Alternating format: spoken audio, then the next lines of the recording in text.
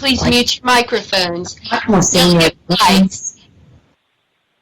Scholar seniority for the Democrats, and then Delegate Levine. Here. Delegate Heretic.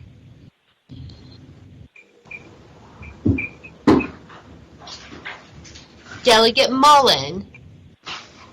Here. Delegate Bourne. Here. Here. Delegate Delaney. here. Delegate Carol Foy. Hi, good morning. Good morning. Delegate Helmer. Here. Delegate Cole of Fredericksburg. Here. Delegate Simons. Here. Delegate Scott. Delegate Jenkins. Here. Delegate Kilgore. Here. Delegate Wright. Here. Delegate Bell. Here. Delegate Robinson. Here. Delegate Wilt. Here. Delegate Ranson. Here. Delegate Ferris.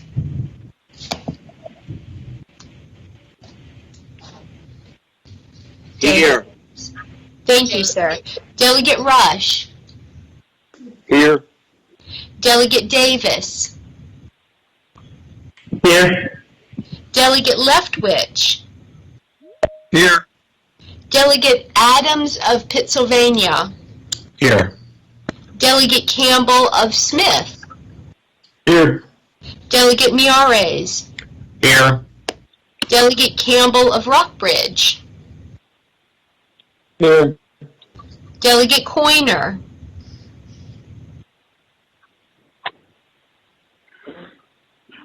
Here. Delegate Batten. Here. Mr. Chair, a quorum is present, and I'll call the remaining names after the meeting. Thank you, Madam Clerk. I want to welcome committee members from the House Courts of Justice and Public Safety Committees and everyone viewing today's hearing. This is the first in a series of joint hearings we intend to hold on criminal justice and police reform. Ever since the murder of George Floyd, it became apparent to me and many others that the General Assembly must take decisive but appropriate and meaningful action to address racial inequalities in our criminal justice system. The purpose of these hearings is to engage in a community conversation about just what action we take in the special session. Throughout this process, we will be hearing from national and state experts, and each hearing will provide an opportunity to hear from the public. I intend to use this as an opportunity to listen and to learn. But make no mistake, at the conclusion of this process, we will take action. The sense of urgency is growing, and we cannot ignore these issues any longer. At this time, I'd like to yield to Leader Herring for an opening statement. Thank you, Chairman Hope, and thank you for everybody joining us and for our guests. On behalf of the Courts of Justice Committee, I'm so grateful because over these next few weeks, we are undertaking what I think will be very important for a special session. With respect to police reform, it cannot be ignored that for many years there has been a fear of Black and brown people when it comes to our police. For us, a stop is not merely because perhaps we have a tail light out. A stop means that there is an immediate reaction, that we must recall what our parents taught us so that we can survive and stop. I do not mean to suggest that all police officers are bad actors. To the contrary, I believe many in our police departments enter the profession to serve their communities. However, video of Mr. Floyd being killed and seeing the video of Mr. Thompson being harassed by a state trooper from Virginia, taking no action would not be a service for Virginians. It is incumbent that we listen to our experts, our guests, and the public to formulate evidence-based policy and act. With respect to criminal justice reform, there have been inequities in our system for hundreds of years. This is where that ends. All of us must be brave enough to reimagine our criminal justice system.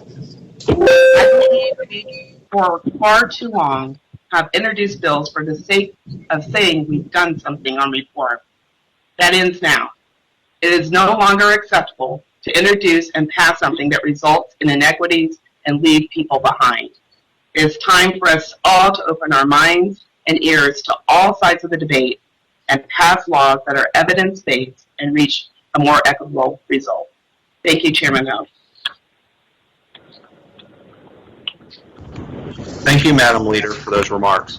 Before we begin, I'd like to explain the ground rules for testimony on the matters before us today. Our committees have had a long history of being courteous, respectful, and civil to one another, and while we may have different views on a wide range of topics, we have always maintained a high level of decorum and respect in civil discourse, and I expect that to continue. To those watching the webcast, I want to thank you for joining us today. We really want to hear from you. We listen to you and we take your views very seriously. Your input is welcome and important to us. Viewpoints should be made concisely and respectfully, and comments should be directed to the chair at all times. To the extent possible, we have tried to provide for the expression of a variety of viewpoints by balancing the number of speakers in favor and those opposed. To move through the agenda in an efficient manner, and if you've looked at the agenda, we have quite a full schedule today, I've asked all speakers to limit their comments to a certain amount of time. To be fair and respectful to everyone, we are using a timer. I will call out when 30 seconds remain for each presenter and ask that you wrap up your comments up at that time. To members of the public offering testimony today, staff will bring you into the meeting room when I call your name to speak. Not surprisingly, we had more speakers sign up than we have time for today. The good news is we have 2 other hearings. Those selected should have an email sent to them with a special link to join the meeting to get into the speaker's queue. I ask that you look for that email. When doing so, when you present, please turn on your camera and microphone, identify yourself and whether you represent any particular group, and please speak for no more than 3 minutes. While I don't anticipate it to be an issue, failure to adhere to any of these guidelines may result in a caller being excused from the meeting. For members of the committee, I would ask that you raise your hand, the raise your hand feature that is in the Teams button, the bar in the middle of the screen. If you don't have one, please make sure you get my attention, but after each speaker, I will look at that screen to see who has raised their hand, and I will call on those who have gotten in the queue first. If you don't have that feature, please get my attention after all the other folks that have been asked to speak. Now, if there are no other questions at this time, I will call the first speaker. Colonel Gary Suttle from the Virginia State Police. Welcome. Thank you for being here.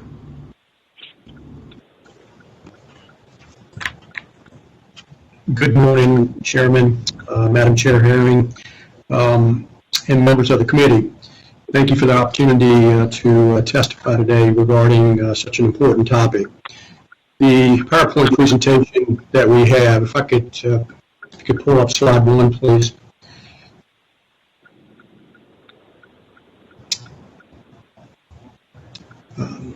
Slide 2, please, I'm sorry.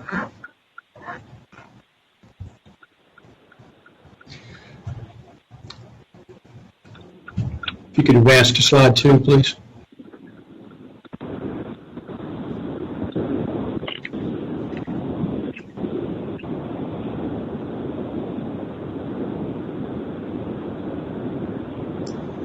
Mr. Chair, we're working on that. If you'll just give us a moment, please. Thank you.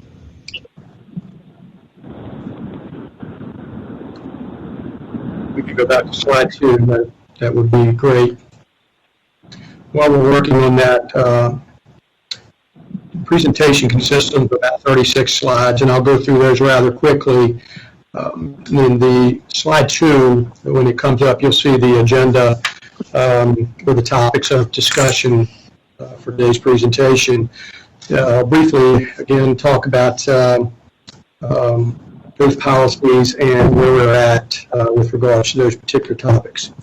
The first topic, the Commission on Accreditation for Law Enforcement, COLA, if you will. I'll touch briefly, if you hit that slide, on the benefits of the organization whereby VSP standards are constantly reviewed for compliance and routinely reviewed in accordance with modern-day police and national standards as set forth by CLEA.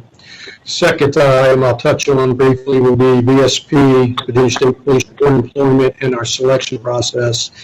It includes the types of tests we get, the medical, psychological examinations, and disqualifiers under that topic. And thirdly, I'll talk about our use of force policy, what is in place now, and work through that process as well. And, two more topics. One will be reporting misconduct and intervening. That will include bias-free policing and other related policies at a very high level. And lastly, decertification process. And with regards to some of the challenges and maybe list a few VSP concerns moving forward as potential legislation may be enacted. Still slide 2. Okay. We can move on to slide 3, please.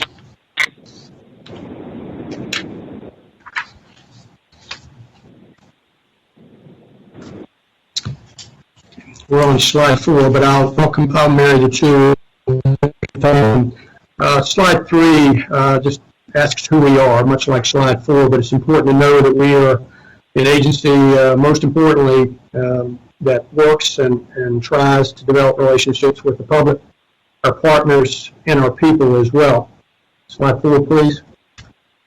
And with that in mind, which leads us to our mission statement, building public trust by securing the Commonwealth through leadership, collaboration, and community engagement. This is very important as it also, again, drives our values and ultimately our culture and who we are as an agency. Slide 5, please. Virginia State Police is a nationally accredited agency, and if you haven't heard of CLEA before, this is a Commission on Accreditation for Law Enforcement Agencies. It's an intense review of the agency with regards to having demonstrated, again, compliance with CLEA standards, and what we strive for is the gold standard benchmark. And I'm happy to say since 1986, which we were one of 2 state police agencies, the first to come online with CLEA, we've achieved that status. Again, most importantly, as you dig into CLEA, this distinguished accreditation process confirms the agency's commitment to continuous development and professional delivery of public safety services as it relates to compliance with constitutional requirements, alternatives to arrest, use of force, discretion, bias-free policing, unreasonable force, use of deadly force, and administrative investigations, and so on. There's a long list of standards. If we could go to slide 6, please. This is just kind of captures what I said in a few remarks for your review later. Slide 7 does as well. If we could move to slide 8, please.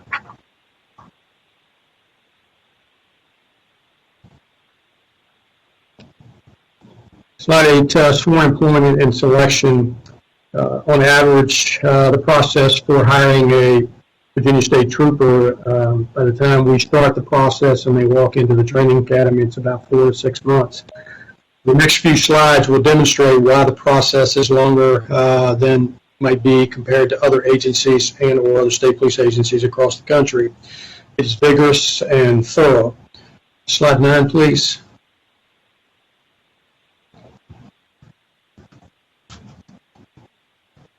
You will see on the slide here, of course we jumped to 10 there, but anyway, slide 9 covers just some of the basic processes on the front end. Of course, we advertise our jobs on Virginia Jobs on the website that you see on the screen. There are the applications received or screened for automatic disqualifiers. You'll see that on slide 13 through 15 when we get to that point. The approved applications, once they're approved, they move to a personal history questionnaire and then on to a testing phase where applicants are fingerprinted, sign and release one go physical assessment, and then moves into a written test as required by LESI, which is Law Enforcement and Services Incorporated. Slide 10, please. You'll see that the company that we use is a third-party company, and we've used them for a number of years, and they are nationally known and recognized and used by other agencies. They're well proven in what they perform and provide to us when making decisions with regards to hiring troopers. You'll see also there's a polygraph involved in our hiring process. Background investigation that is very intense as well. Most times leads us out of the state where we follow up on information that needs to be vetted. There's a medical examination and psychological evaluation. Slide 11, please. This I won't go into in depth. This just talks about the LESI pre-employment assessment process and its assessments. It's different types of measures that it provides us for making predictions and recommendations and measuring a particular candidate as to whether or not they are suitable for law enforcement. Slide 12, please. The LESI process and credentials, again, this can be read at your convenience, but this just talks about the final report that is produced and forwarded to our HR department, where that is reviewed and again assessed as to how that fits into a hiree. Slide 12, 13.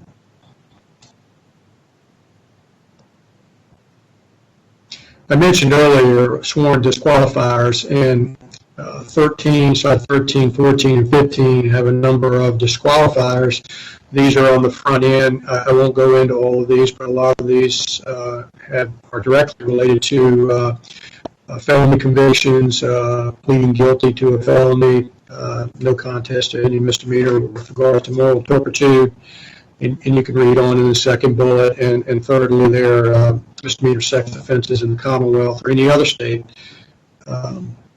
but not limited to sexual battery under certain code sections. And you can see that those are obviously automatic disqualifiers.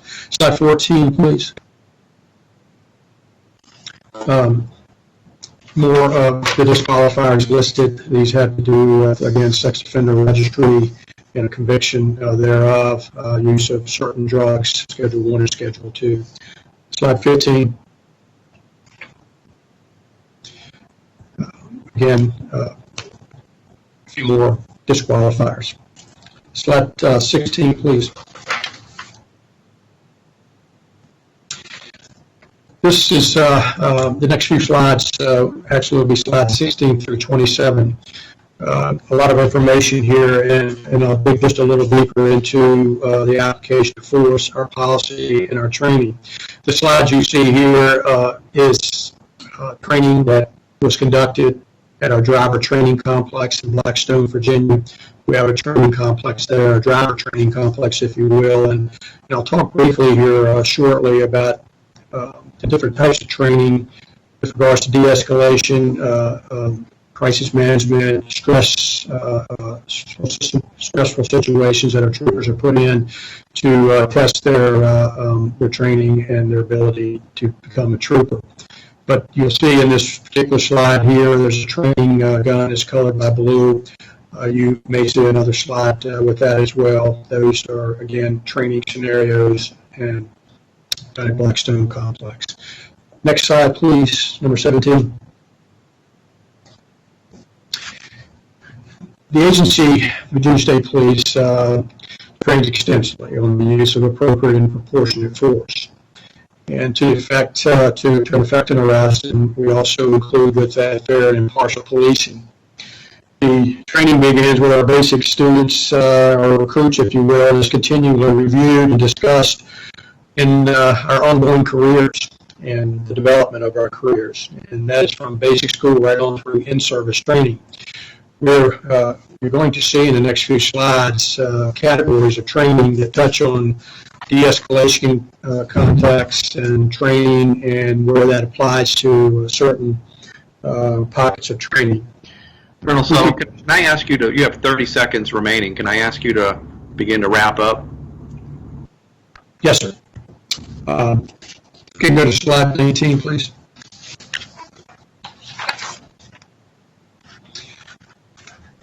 I'll wrap up while we're going here in regards to our policy. When we have a use of force policy, when we have a use of force, there's the policy automatically kicks in where supervisor is contacted and immediately responds to the scene.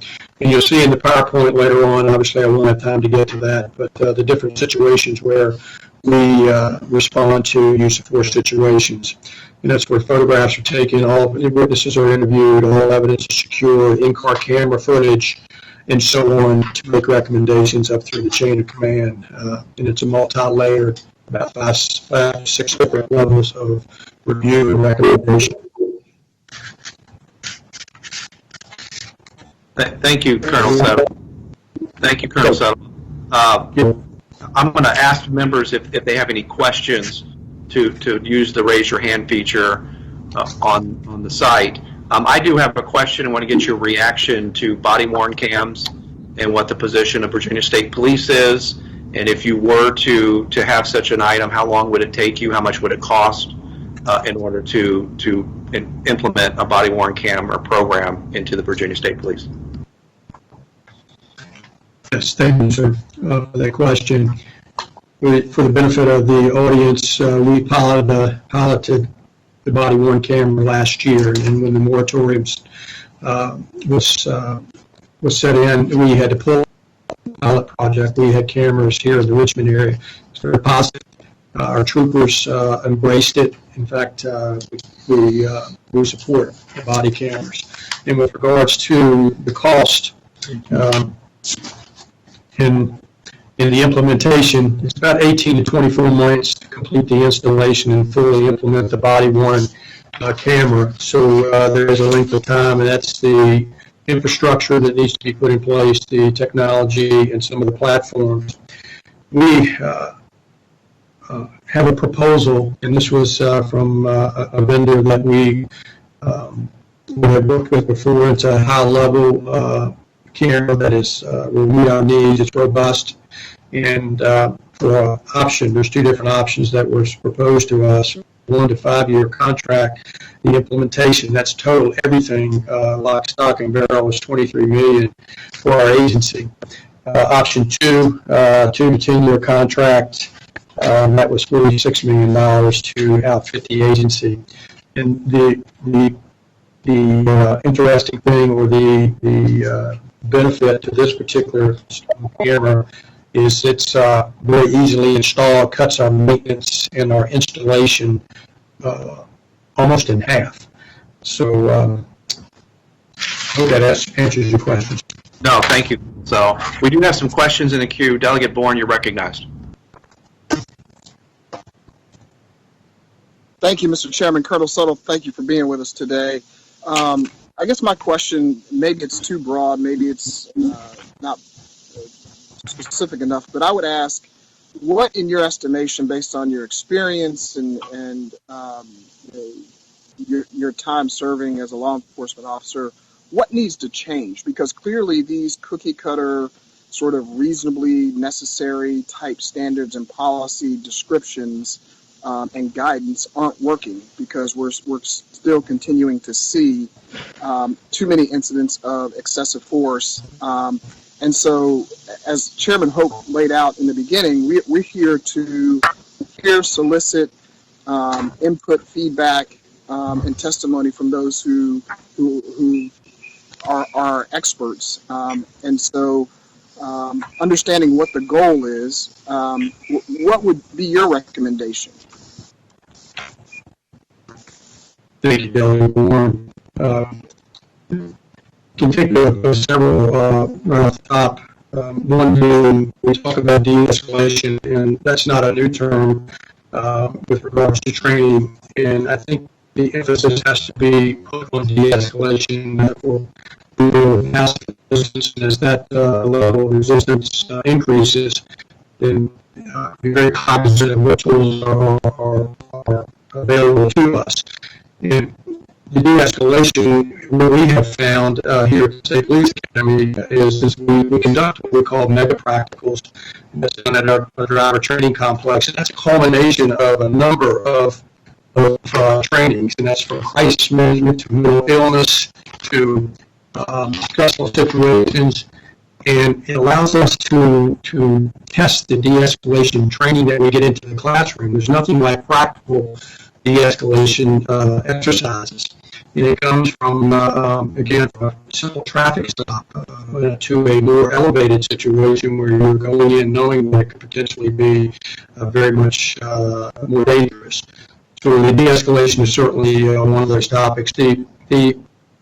And we just spoke about the body cameras. We found that video footage is very beneficial to us. It allows us to review not only when a complaint is made, but we review that on a regular basis every month. Our supervisors do to see if we can.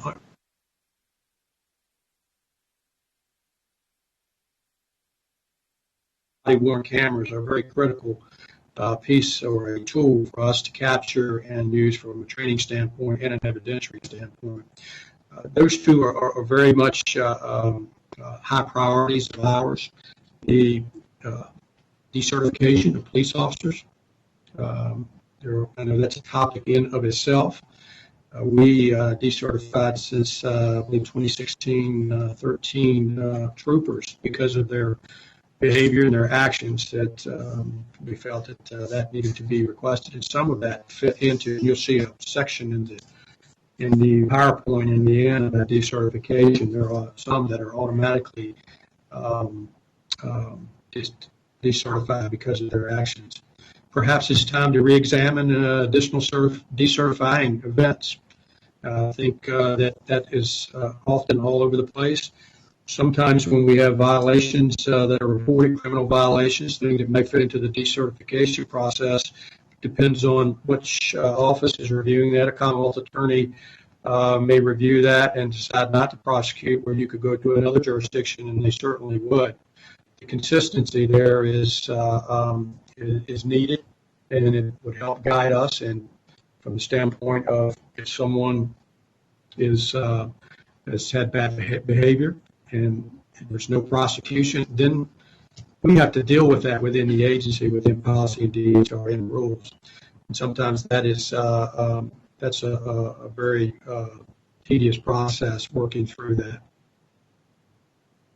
Thank you very much. Delegate Scott, you're recognized. Good morning. Thank you for having me. I guess I've seen some. My question is, I've seen some disturbing video from well over a year, my understanding, involving an officer on the street with a stop. And the person who he stopped was actually charged with a crime and actually pled guilty to it. And then this video came out, and I'm sure you're aware of it. I think it happened in Arlington. And one of the issues that I have is that we don't know what corrective actions are being taken when it's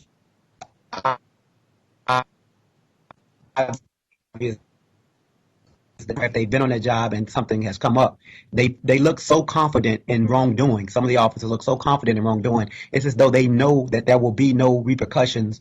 They will not be held accountable for their actions. So I guess what I'm trying to figure out, I was looking at your presentation, and I've looked at a lot of the policies and procedures that officers have, that law enforcement have, and it just looks like the policy and procedure is enough to get rid of folks like that, but nobody does anything about it. It seems to be a cultural issue of acceptance of this misbehavior more so than a policy issue. The policy, it works, it should work, but it looks like no one's enforcing it. And so I'm asking you, what changes need to happen to make sure, yeah, we may implement some stronger language, but how do you ensure that the folks at the top, and how does the public have any confidence in that? If you could tell us what are you doing differently now in post George Floyd? What are you doing differently? Thank you for the question, sir. And you were broken up a little bit, so I think I got the gist of what your question was. I apologize if I didn't capture all of that. You're asking what we are doing differently now. The reality is that we're constantly training and looking at because of the George Floyd instance. That caused us to go back and look at all of our policies to make sure, with regards to the knee on the neck, to make sure in our training, were we teaching that? And the reality is we were not. And our policies reflect that. So it's a constant evaluation of major incidents like the George Floyd, and it sickened us to say that. There's no question about it. I don't know one agrees with that, how that went down, and that made us even dig in even more to all of our policies with regards to use of force and even the reporting of that. One thing that I can say is our use of force reporting is very robust. It has a number of levels of reporting mechanisms in place. So we're constantly evaluating that as well, sir, to make sure that we, in a lot of cases, when you have video and we have a complaint, we'll discover other violations of standards of conduct, and we'll handle that appropriately. And so with regards to what we're doing today, I think the continuation of reevaluating how we do business is necessary. I guess if I may, Mr. Chairman, I follow up. I hope I can be heard. I guess what I'm trying to Delegate Scott and Colonel Settle, if you could speak a little louder, we're having a hard time hearing you. Go ahead, Delegate Scott, really quickly. I got a couple. Okay, I guess the only thing I'm hearing is I'm not hearing transparency and accountability. I hear you saying training and looking at. But what I'm saying is, how do we know what actions have been taken? What are you doing to ensure the public that when an officer does something like the guy in Arlington who choked a young man and yanked him out of a car, I'm sure you saw the video, what happened to that guy? How do we know what happened to him? Is he still on the force? Is he still in the state police? Is he still on the street? What's happening with this guy, and how does the public know what's happening other than a lawsuit being filed? Yes, sir. With regards to the incident in Arlington, actually Fairfax County, a year ago.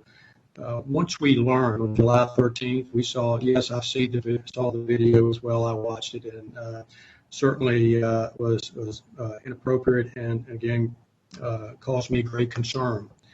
We immediately initiated a criminal investigation. That was not because someone told us to. That particular footage was not footage that we had when the investigation was conducted back in 2019.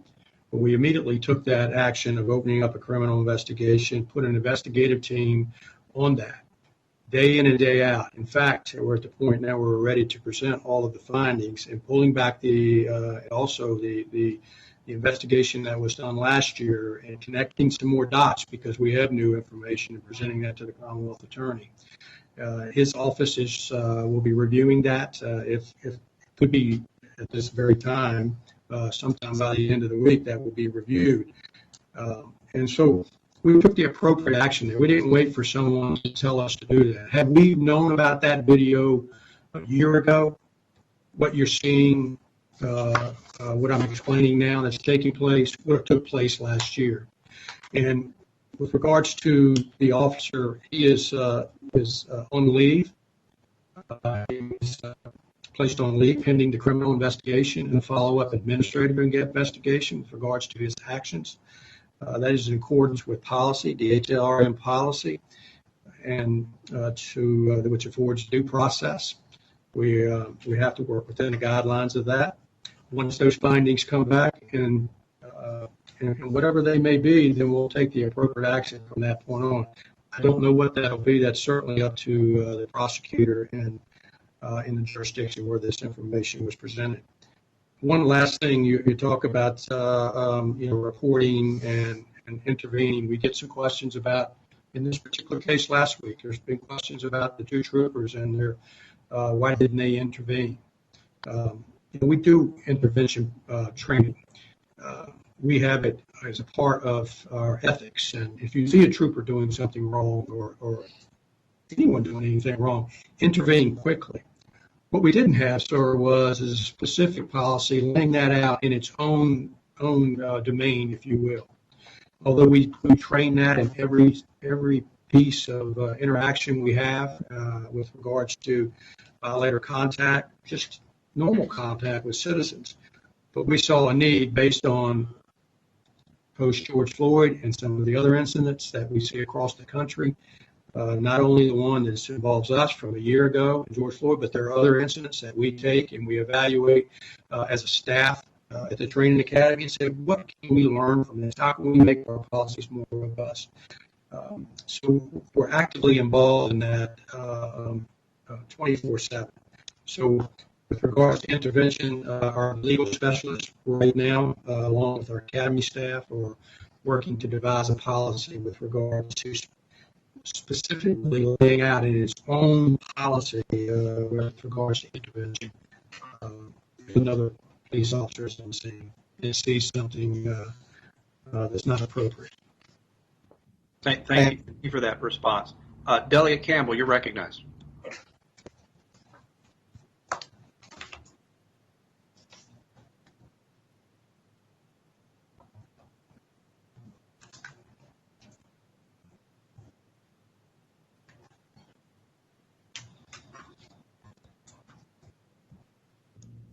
I don't hear Delegate Campbell. Does anybody hear him?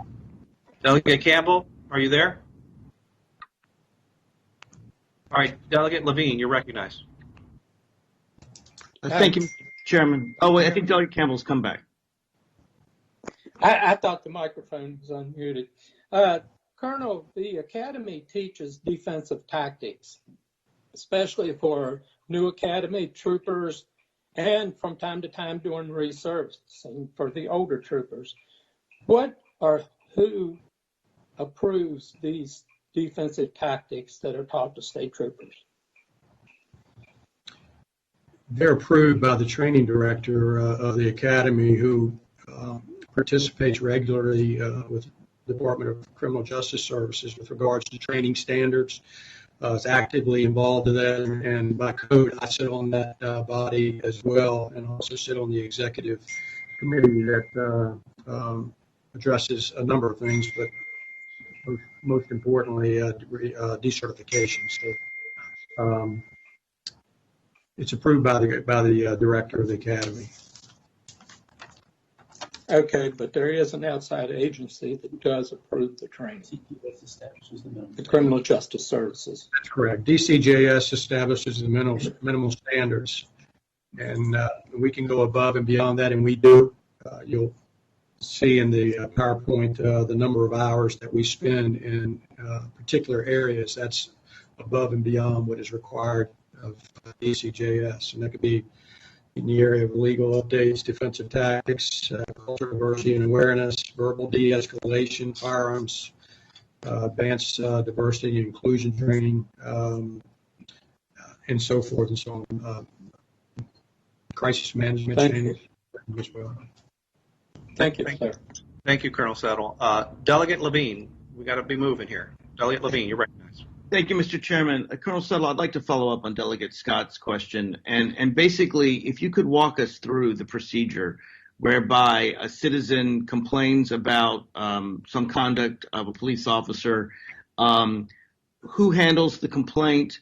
When does an outside agency handle it if it's too close to home, so to speak? And then how is the public supposed to find out the results of the complaint? If it's closed and there's no action taken, is the original citizen informed? Basically, you told us something that I was unaware of regarding this particular police officer. How is it in general that the public is informed in every stage of the process? If it's turned over to the Commonwealth Attorney, what is the procedure when someone complains? Yes, sir. Thank you for the question. If a citizen makes a complaint, let me back up. First of all, there's a citizen complaint form that's available on our website. We refer citizens to that as well, where they can document their particular concern, and that will be forwarded to our Internal Affairs Division, where it is recognized and categorized and assigned. You know, if there's a complaint that is made in the field within the division, we have 7 divisions across the Commonwealth. If a supervisor receives a phone call from a complainant and says they're true and alleges improper behavior and action by a trooper, he or she can initiate an investigation right there on the spot.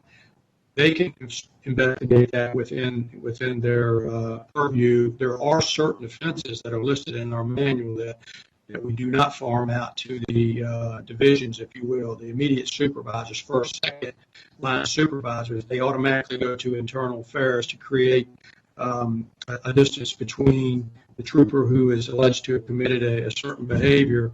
And this unit, that's all they do all the time. They travel all over the state and investigate the complaints. Once that complaint is investigated, all the witnesses, evidence collected, and so forth, that's submitted to the division commander and ultimately to the supervisor of that trooper, where recommendations are given as to the appropriate level of discipline, whether that's counseling or dismissal, depends on the offense. And our current policy is categorized between group offenses. Group 1, not as severe. Group 2, more severe. Group 3, severe, more times than not, could result in suspension and or termination. So once those investigations are determined, or it's determined that the discipline that's given, the trooper is called in, and that discipline is given, and whether that be training, remedial training, whether it be anger management, whether it be, in some cases, we decide that this trooper may need a psychological evaluation and a fitness for duty based on his or her actions. There are a number of tools that are listed in our PowerPoint that are available too. If it's a criminal allegation or a criminal allegation, then that automatically goes to our Bureau of Criminal Investigation, which is separate from our Bureau of Field Operations. They'll put a special agent on that, and or special agents, whatever other specialties may be needed, investigate that thoroughly, consult with the Commonwealth Attorney, turn over those findings, much like the case that we were made aware of last week. Same process, Commonwealth Attorney will review that and give us a finding whether prosecution will be seeked or not. If it's not, then it falls back to the administrative process that I described earlier. All right, so brief follow-up. No, I don't really have time for follow-ups. Delegate Watts, brief question, and I have to wrap up. We have to go to the next speaker. Delegate Watts, you're recognized for a brief question. This is brief, simply a request of the Colonel regarding the LESI screening. Could you please provide me with a link to the psychometric traits element of that screening? Thank you. Yes, ma'am. Thank you, Delegate Watts, and thank you, Colonel Settle, for your testimony. We greatly appreciate you being here. Next speaker is John Jones with the Virginia Sheriff's Association. John, are you there? Welcome. Thank you for being here. You have 10 minutes. Good morning, Mr. Chairman, and thank you for inviting me. Good morning, Leader Herring. We certainly appreciate you taking our testimony. This is a very important issue for the Virginia Sheriff's Association. So within my 10 minutes, what I thought I would do is structure my comments around the purpose of the special session, which will be the budget. Mention a few issues relating to sheriffs that relate to all of this, to the committees, and the COVID-19. We have one item to discuss there, and then to focus on reform issues, and that will be at the end of my presentation. But I want to again thank you for inviting the Virginia Sheriff's Association to be a part of this. It hasn't gone unnoticed. So slide 1. The next page, please. Just to talk about a little bit of the service calls, law enforcement service calls that the sheriffs receive, and this is based on a study by the University of Lynchburg. We receive 3.1 million calls annually. Sheriffs that were reporting to the study. Of the, some calls require one deputy to go. Some calls back up, or maybe multiple deputies to go. Some calls are handled over the phone, but we get a lot of calls, and it comes to around 8,500 per day. That's quite a lot going on out here in these 86 counties where sheriff enforcement. It comes to about 61,000 arrests, and I'll put a table there to show you the arrest of the sheriffs and the major police departments, the state police, and the other agencies. And we extracted this information from information provided by the Virginia State Police. Next slide, please. I think I would be remiss if I didn't touch on the jail population and what's going on there. And I've got two snapshots of jail population. The first one is September the 28th. Last fall, we had slightly over 28,000 inmates. And then just a couple of weeks ago, we were down to 22,637 inmates, down 5,400 inmates in these local jails. And this includes local and regional jails. And there are probably more inmates in regional jails than local jails. But this figure includes everyone. And what the sheriff did to address COVID was, well, first of all, the court system shut down, so there were fewer people coming in the front door. But the sheriffs worked with their judges. They did home electronic incarceration. They did everything they could to lower those numbers to keep COVID out of the jails. And, you know, I think they've done a great job with it. As of this week, a little bit earlier, in the last few days, I think there were about 135 or 36 cases. And, you know, there are jails that would have an outbreak and have cases, and then the sheriffs would deal with it and get rid of all of the cases. And of those 136 cases, that is going on in one jail. So most of those cases are in one jail. Next slide, please.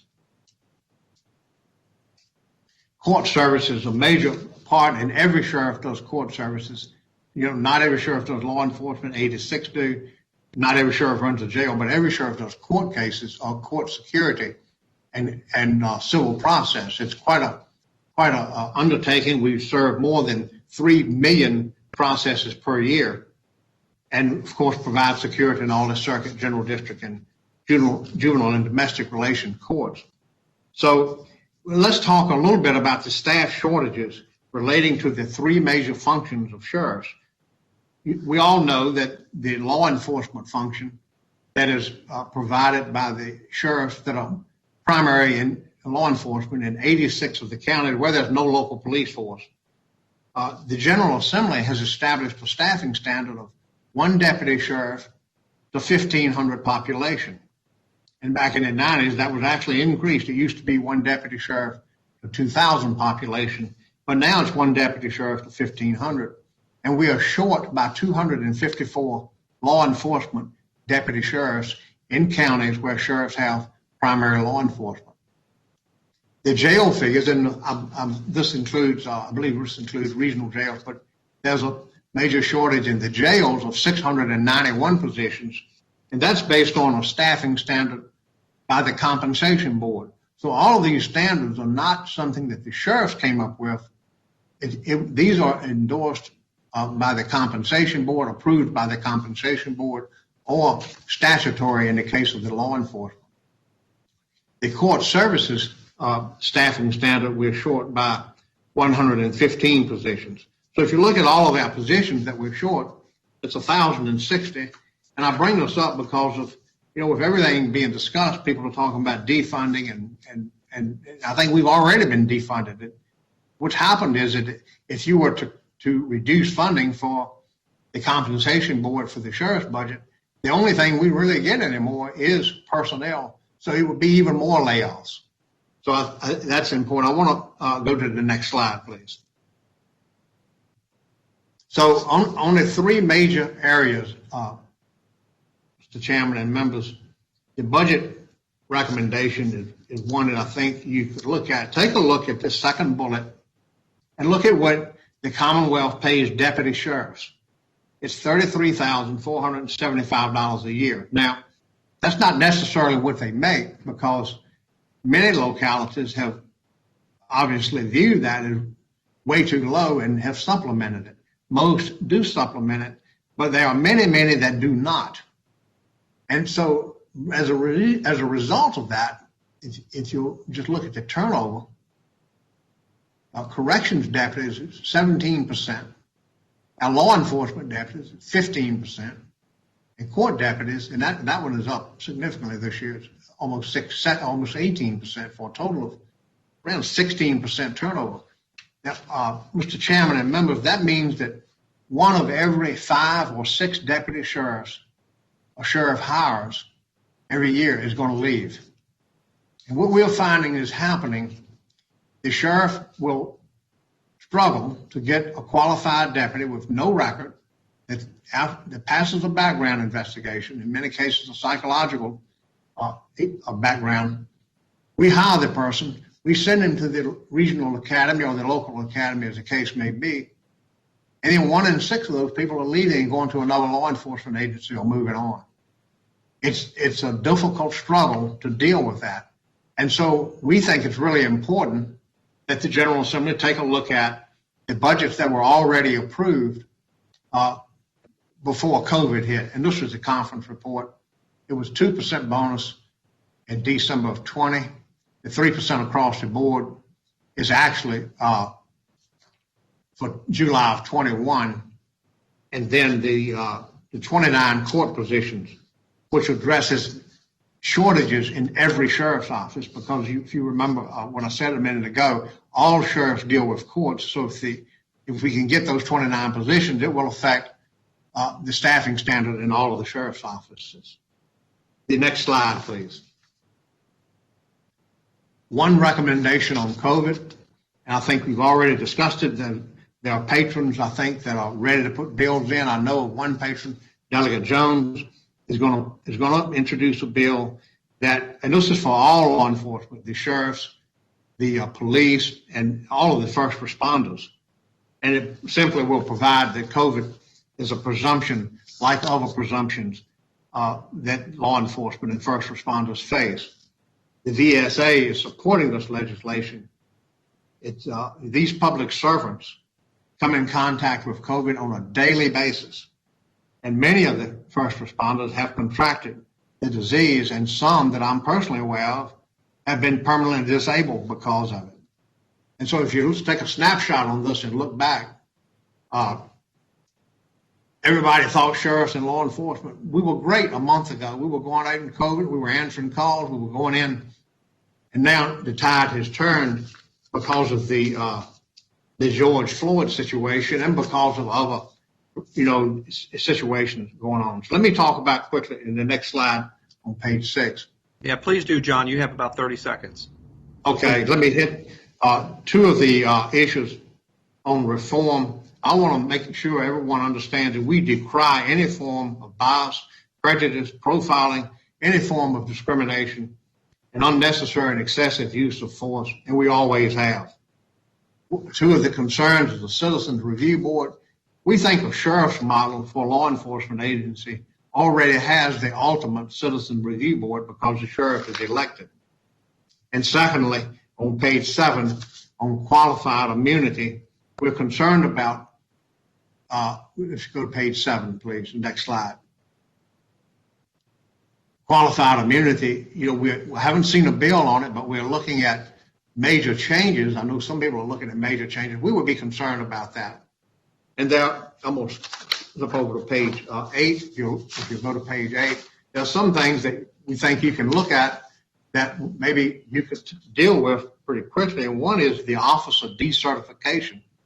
It needs to be used more, and it needs to be expanded. So when you decertify an officer, they stay decertified. A statewide database for decertified officers or officers otherwise unfit to serve, and caution to protect the officer.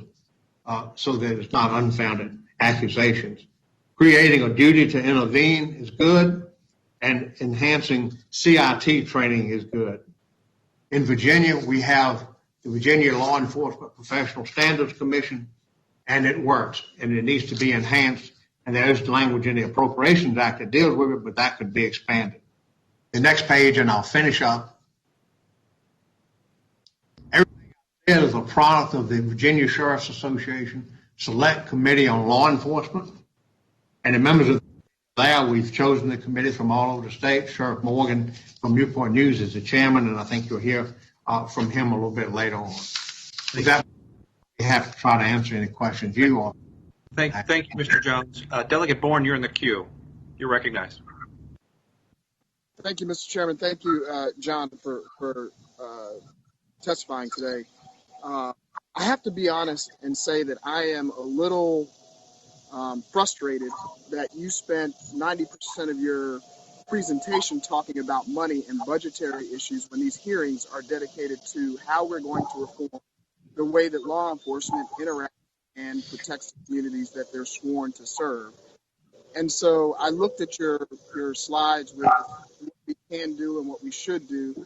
That to me is all fruit. And I wonder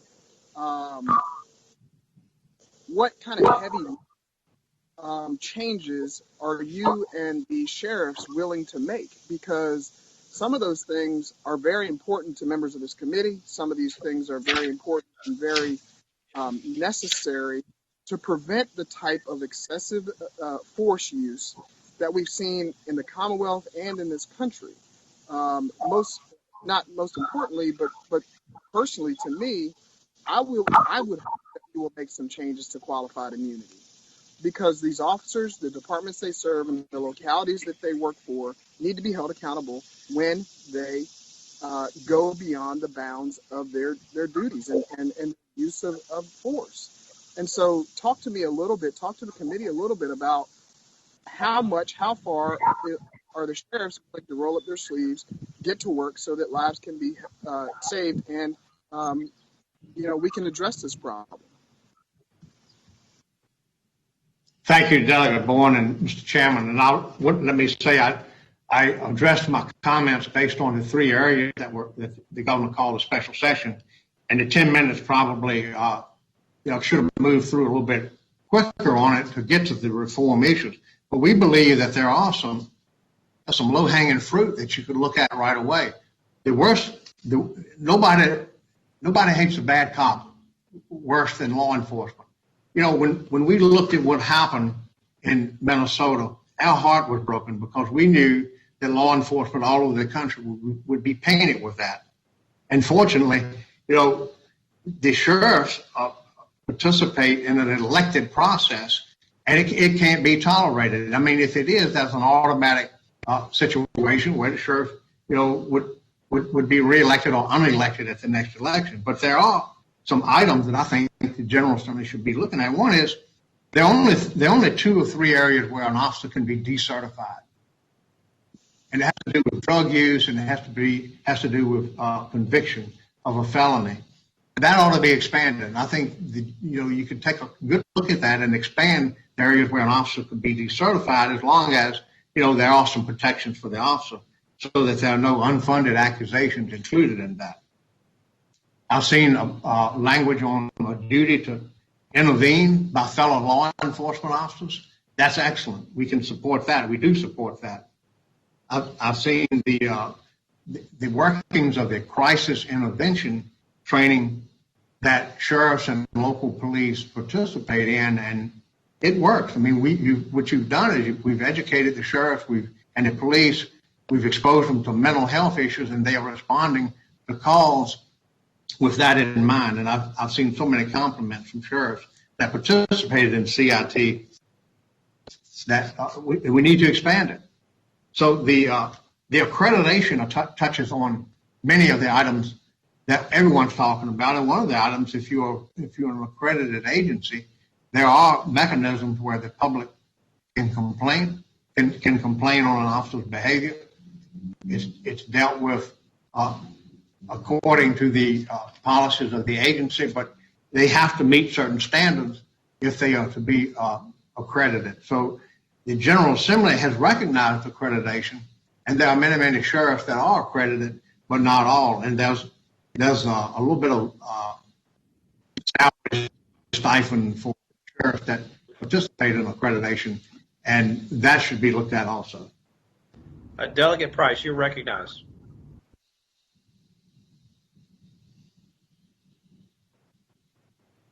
Delegate Price? Unmute. Thank you, Mr. Chairman. I thank you, Delegate Simon.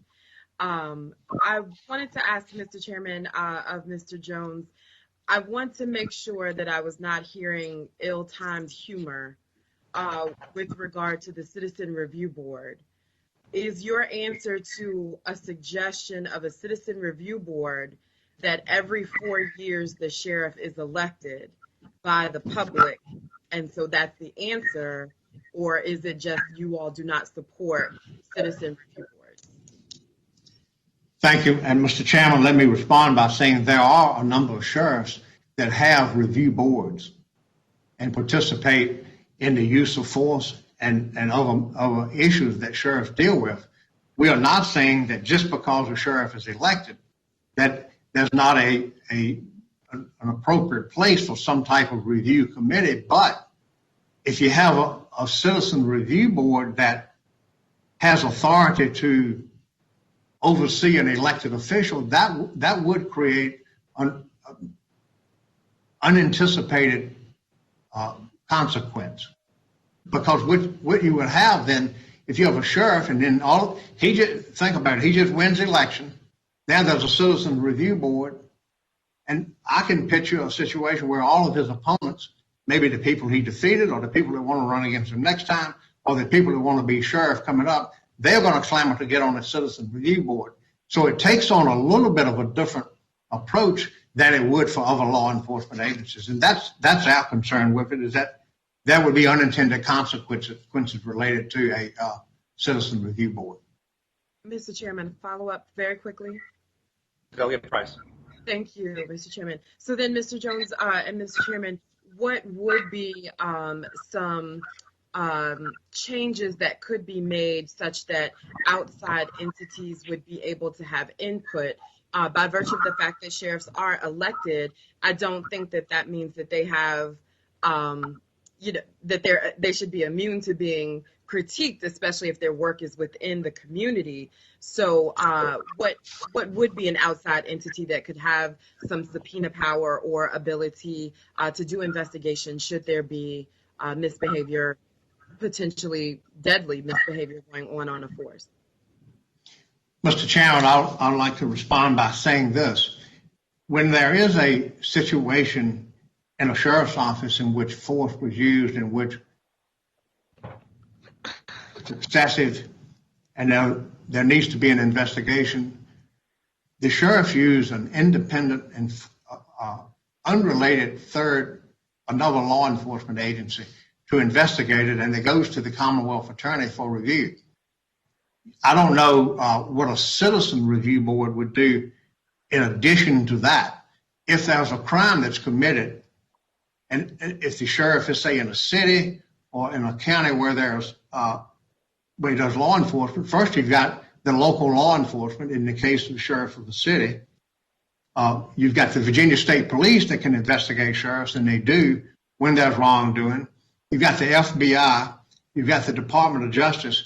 There's layer after layer of investigations that can take place with sheriffs. Thank you. I'm going to go ahead and have to wrap it up. If I know other members are in the queue and want to ask questions, and we can get those questions to John, and maybe he can get a written response to some of those questions. Before I move to the next speaker, and thank you, Mr. Jones, for your time and being here today. We value your opinion. Thank you very much. Before we move on to the next speaker, I do want to acknowledge that Speaker Eileen Fillicorn is joining the public, and she's listening in on what we're doing. And I certainly want to acknowledge her giving us the opportunity and encouraging us to have this public forum. Thank you for her leadership to make this possible. So let's go ahead and move on to the next speaker, which is Dr. Lindsay Cohen. Dr. Cohen, are you there? And the floor is yours, and welcome, and thank you for being here. Hi, Mr. Chair. Yes, thank you. I'm here. My name is Lindsay Khanna. I'm an associate professor in the National Security Affairs Department at the U.S. Naval War College. And I just want to mention that everything I say here is my own opinion and does not represent the views of either the U.S. Naval War College or any organ of the U.S. government. If we can go to the slideshow.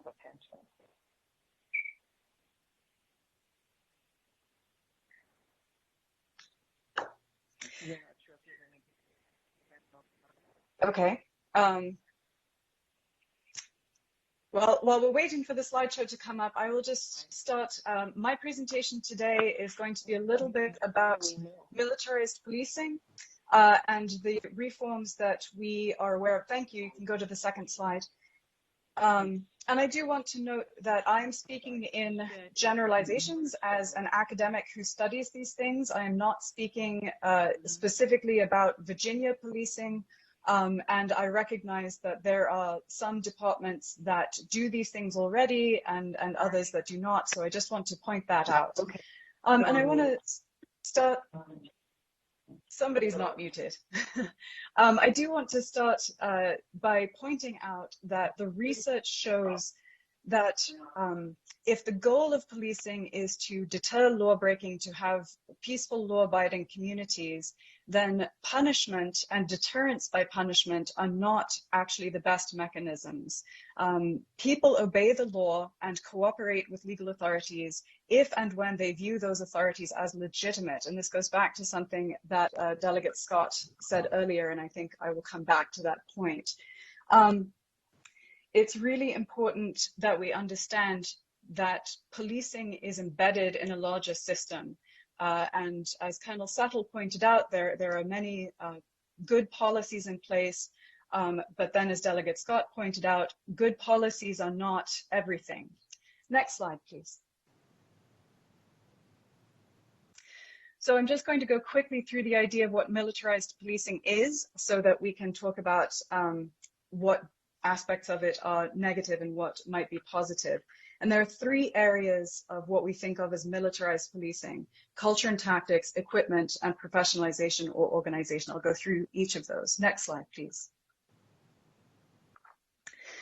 So culture and tactics, and this, by the way, is, again, something Delegate Scott mentioned, and I think, and many researchers think, is probably the most important aspect.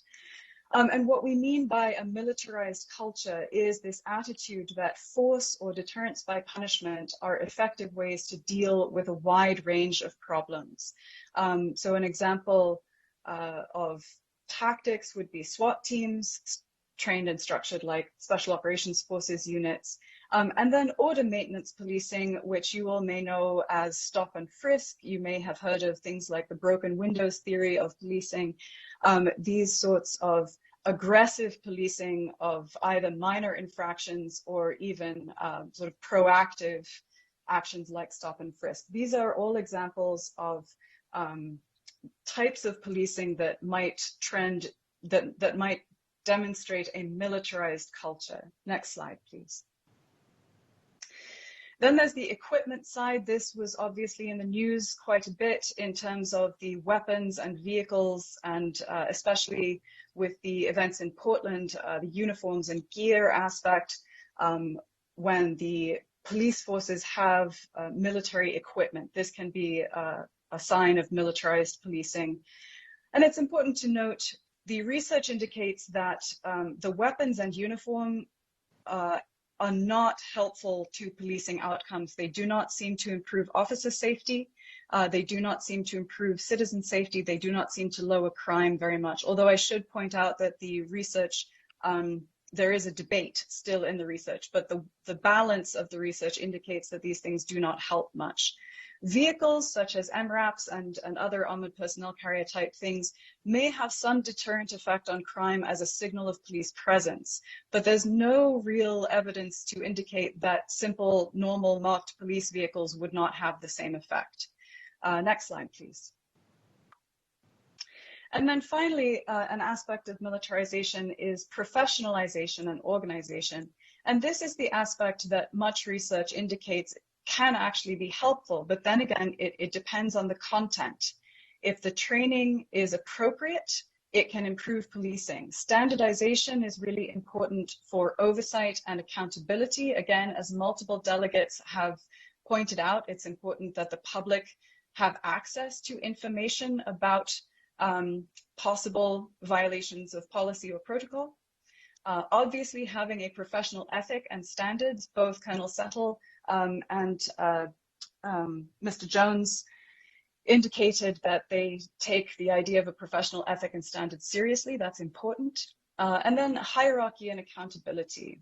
If accountability internal to the organization is strong, then hierarchy can be good. However, if power is used to protect those who make errors and misbehave, a sort of circle the wagons approach, this can actually make things worse.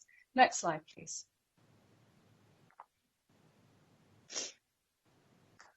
Next slide, please. Thank you. So what type of policing works? According to the research, the most important things to make policing work, by which I mean to lower crime, to improve officer safety, and to improve general citizen satisfaction with the state of law enforcement is it needs to be legitimate, it needs to be de-escalatory, and it needs to be accountable. Next slide, please. So what are some reforms and how do you think about reforms in general? As I mentioned, policing is embedded in a larger structure and culture. As Delegate Scott said, having good policies is simply not enough. There are larger things that need to be addressed, especially by an assembly such as this one. Laws need to be just. Justice needs to be affordable. Government must be transparent and accountable so that the people can see what's happening. And policing must be oriented toward the rights and safety of the whole community, and the community must perceive it to be so. There is a whole movement called the procedural justice movement. Yale Law School has an entire project on this where they have set up police training to help police departments all around the country implement procedural justice principles, which are basically treating people with dignity and respect, giving people voice during encounters with police, making decisions neutral, and conveying trustworthy motives. This also has a lot to do with the idea of community policing, where police officers get to know their community and interact with them in many ways other than just enforcement. Next slide, please. So what I've done here on these slides, and I won't go through all of them in respect of the Assembly's time, what I've done on these slides, and I hope you will get access to them, is list a number of reforms that I believe, based on my research and the research of others who do this, could all be very useful. I will just point out a couple that I think are very important. We've heard mention of police academies a couple of times, and there is a lot of research on this.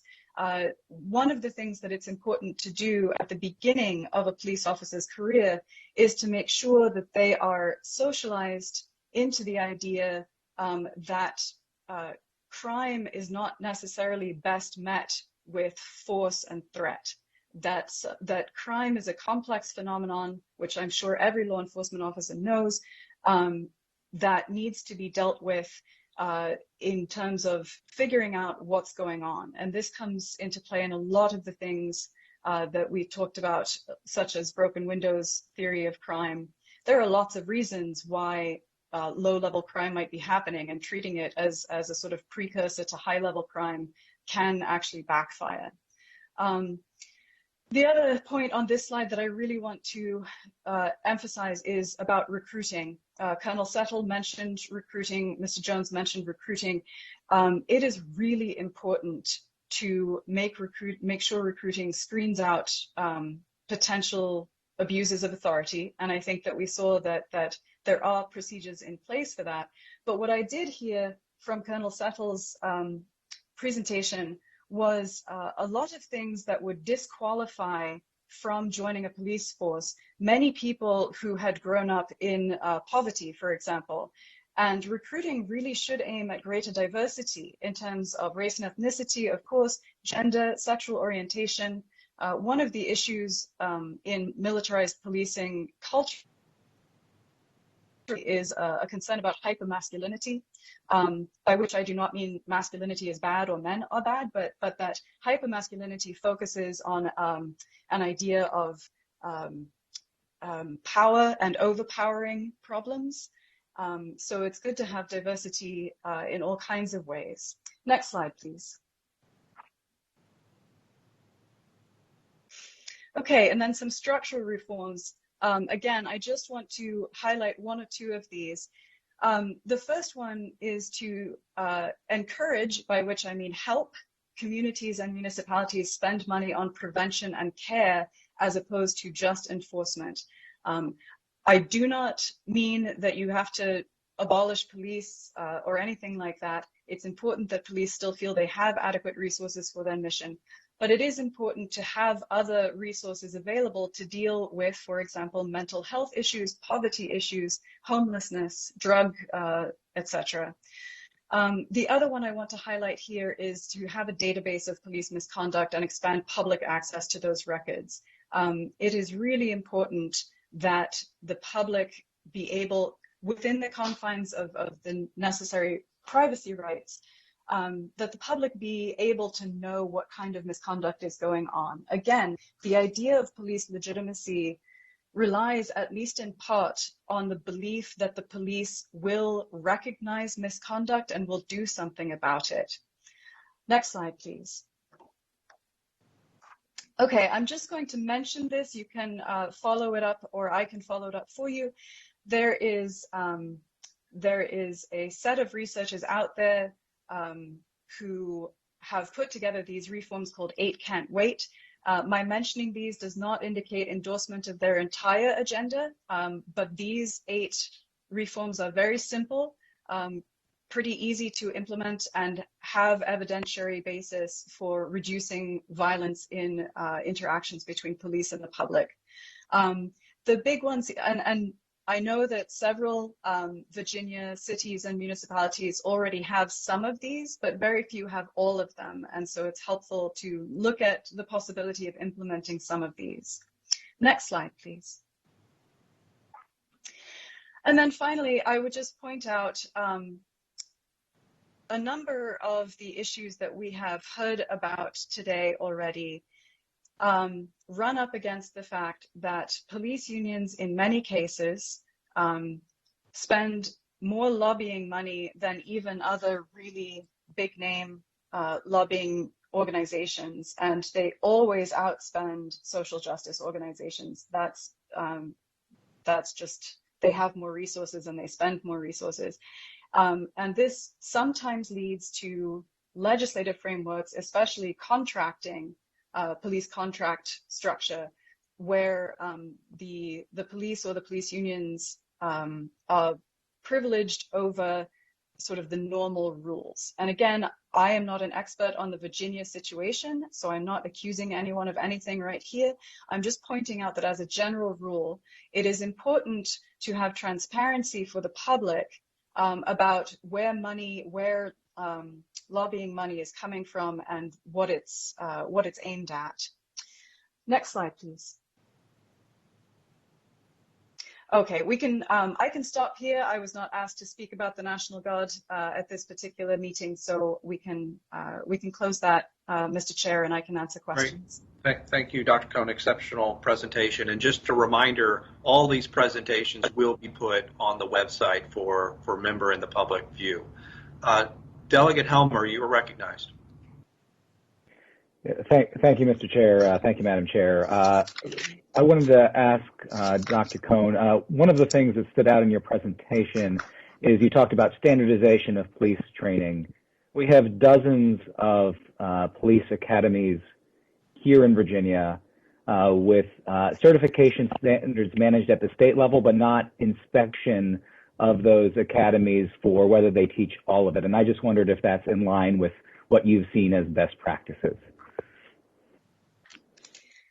Thank you. Yes, what I mean by standardization has to do with a number of things, both in terms of the police academy training, but also in terms of policies and best practices, simply so because, as you mentioned, and as we all know, law enforcement in the United States is highly fragmented. It's at the local level on the principle that law enforcement should be done at the lowest level possible. And that principle should be protected. But it does make sense to have some higher level at the state, in this case, standardization of certain practices, certain training and education requirements that ensure that citizens have a basic understanding of what they are interacting with and what they can and cannot, or should and should not expect. So the standardization is partly to improve policies if they need it, but really primarily to help with citizen transparency. Thank you. Delegate Levine, you're recognized. Thank you, Mr. Chairman. Doctor, actually, to follow up on that question of citizen transparency, what do you think is the best practice when there's been a complaint as to police misconduct? And obviously, not all complaints are criminal acts, but if there is a complaint, What do you think is the best practice for when that complaint is closed? How the complainant is informed, how the public is informed, if there's a criminal investigation and it's closed, or if it's open. There's been some question about how those should be treated differently. What do you think is the best practice for informing the complainant and the public about the results of those investigations? So I'm not an expert on this particular question, but I will point out it is important that police officers get due process, as we heard before. It is important that police officers feel they will get due process and not be subjected to sort of trial by media or trial by the public. However, it's also important that the public believe that they will be informed of what happened and why it happened. So I think that the best way to sort of square this circle is to have a system in which the public are informed in a broad sense, not with any details or anything that could allow them to sort of have a feeding frenzy on a police officer who is still being investigated, but that they are given confidence that they will be informed of the outcome and that they will have trust in the outcome. And part of that comes from doing this. Part of that comes from holding people accountable when they have, in fact, violated policies and procedures or laws, so that the public see that when someone breaks the law or when someone violates policy, something happens to hold them accountable. Thank you. Delegate Wilt, you're recognized. Thank you, Mr. Chairman.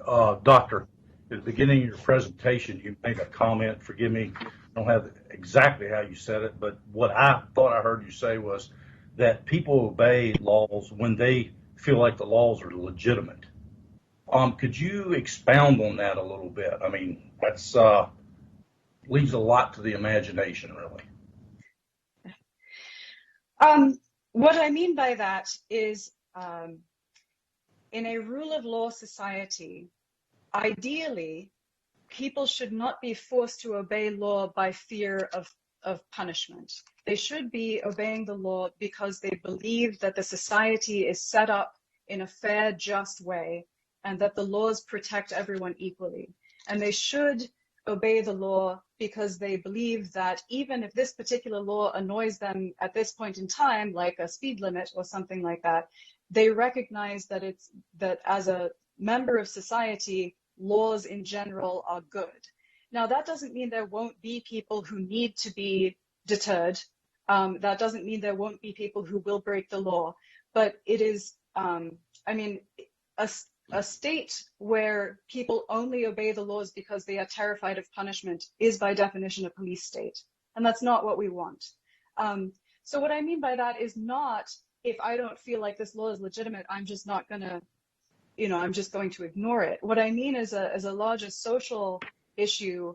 As we see right now with these protests, you have entire groups of society basically saying, look, we think this system is not fair and we want to see it changed. And so, we have a system that allows for that. We have a system of democracy that allows groups of people to say, we don't think this is fair and it should change.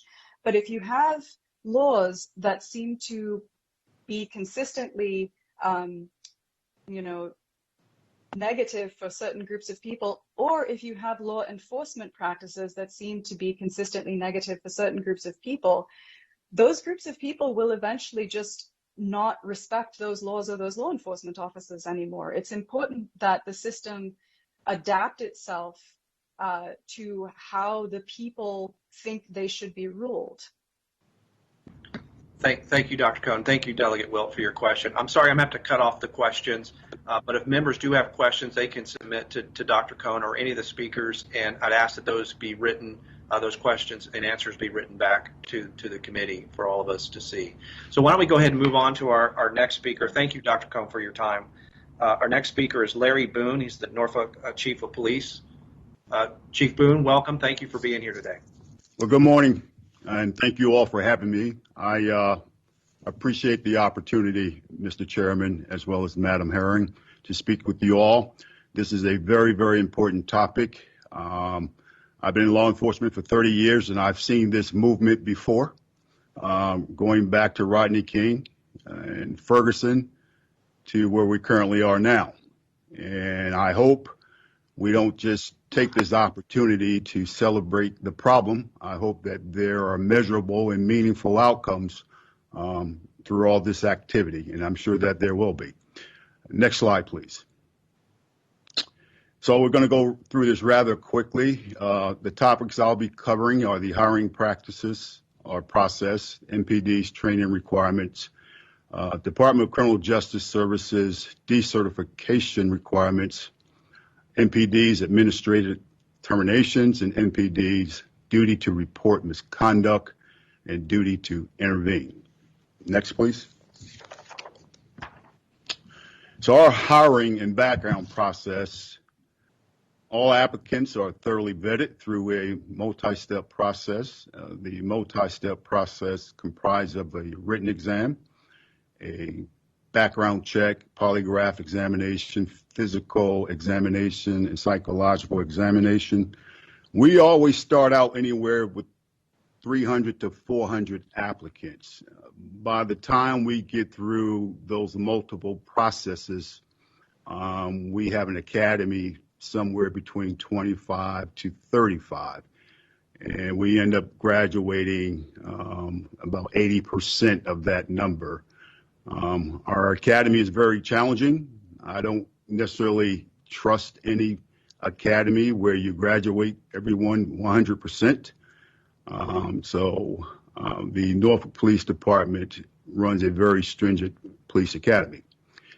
And when someone tries to join our agency from another police department, we go to that applicant's agency and do a thorough investigation of their personnel files to ensure that we aren't embracing anyone into our organization that would not be a good fit. Next slide, please. So MPD's training requirement. DCJS requires 400 hours of basic law enforcement training for the initial certification. There are an awful lot of law enforcement agencies in the Commonwealth that just meet that standard there. The Norfolk Police Department, we do well over 1,000 hours, 27 weeks, and it includes a host of things to include critical incident training, a combination of defensive driving, defensive tactics, firearms, de-escalation, things of that nature. Before I go to the next slide, I also want to take an opportunity to address something that was mentioned earlier regarding diversity. The Norfolk Police Department is the most diverse police department in the state. And I don't say diversity just to say that. I mean diversity in means of inclusiveness as well, regarding those that have positions of policymaking. We have individuals of the LGBTQ plus community, Asians, African Americans, Hispanic, and leadership positions. So we are very, very well diverse, and we have people in positions that have input regarding policy. So decertification requirements for the state.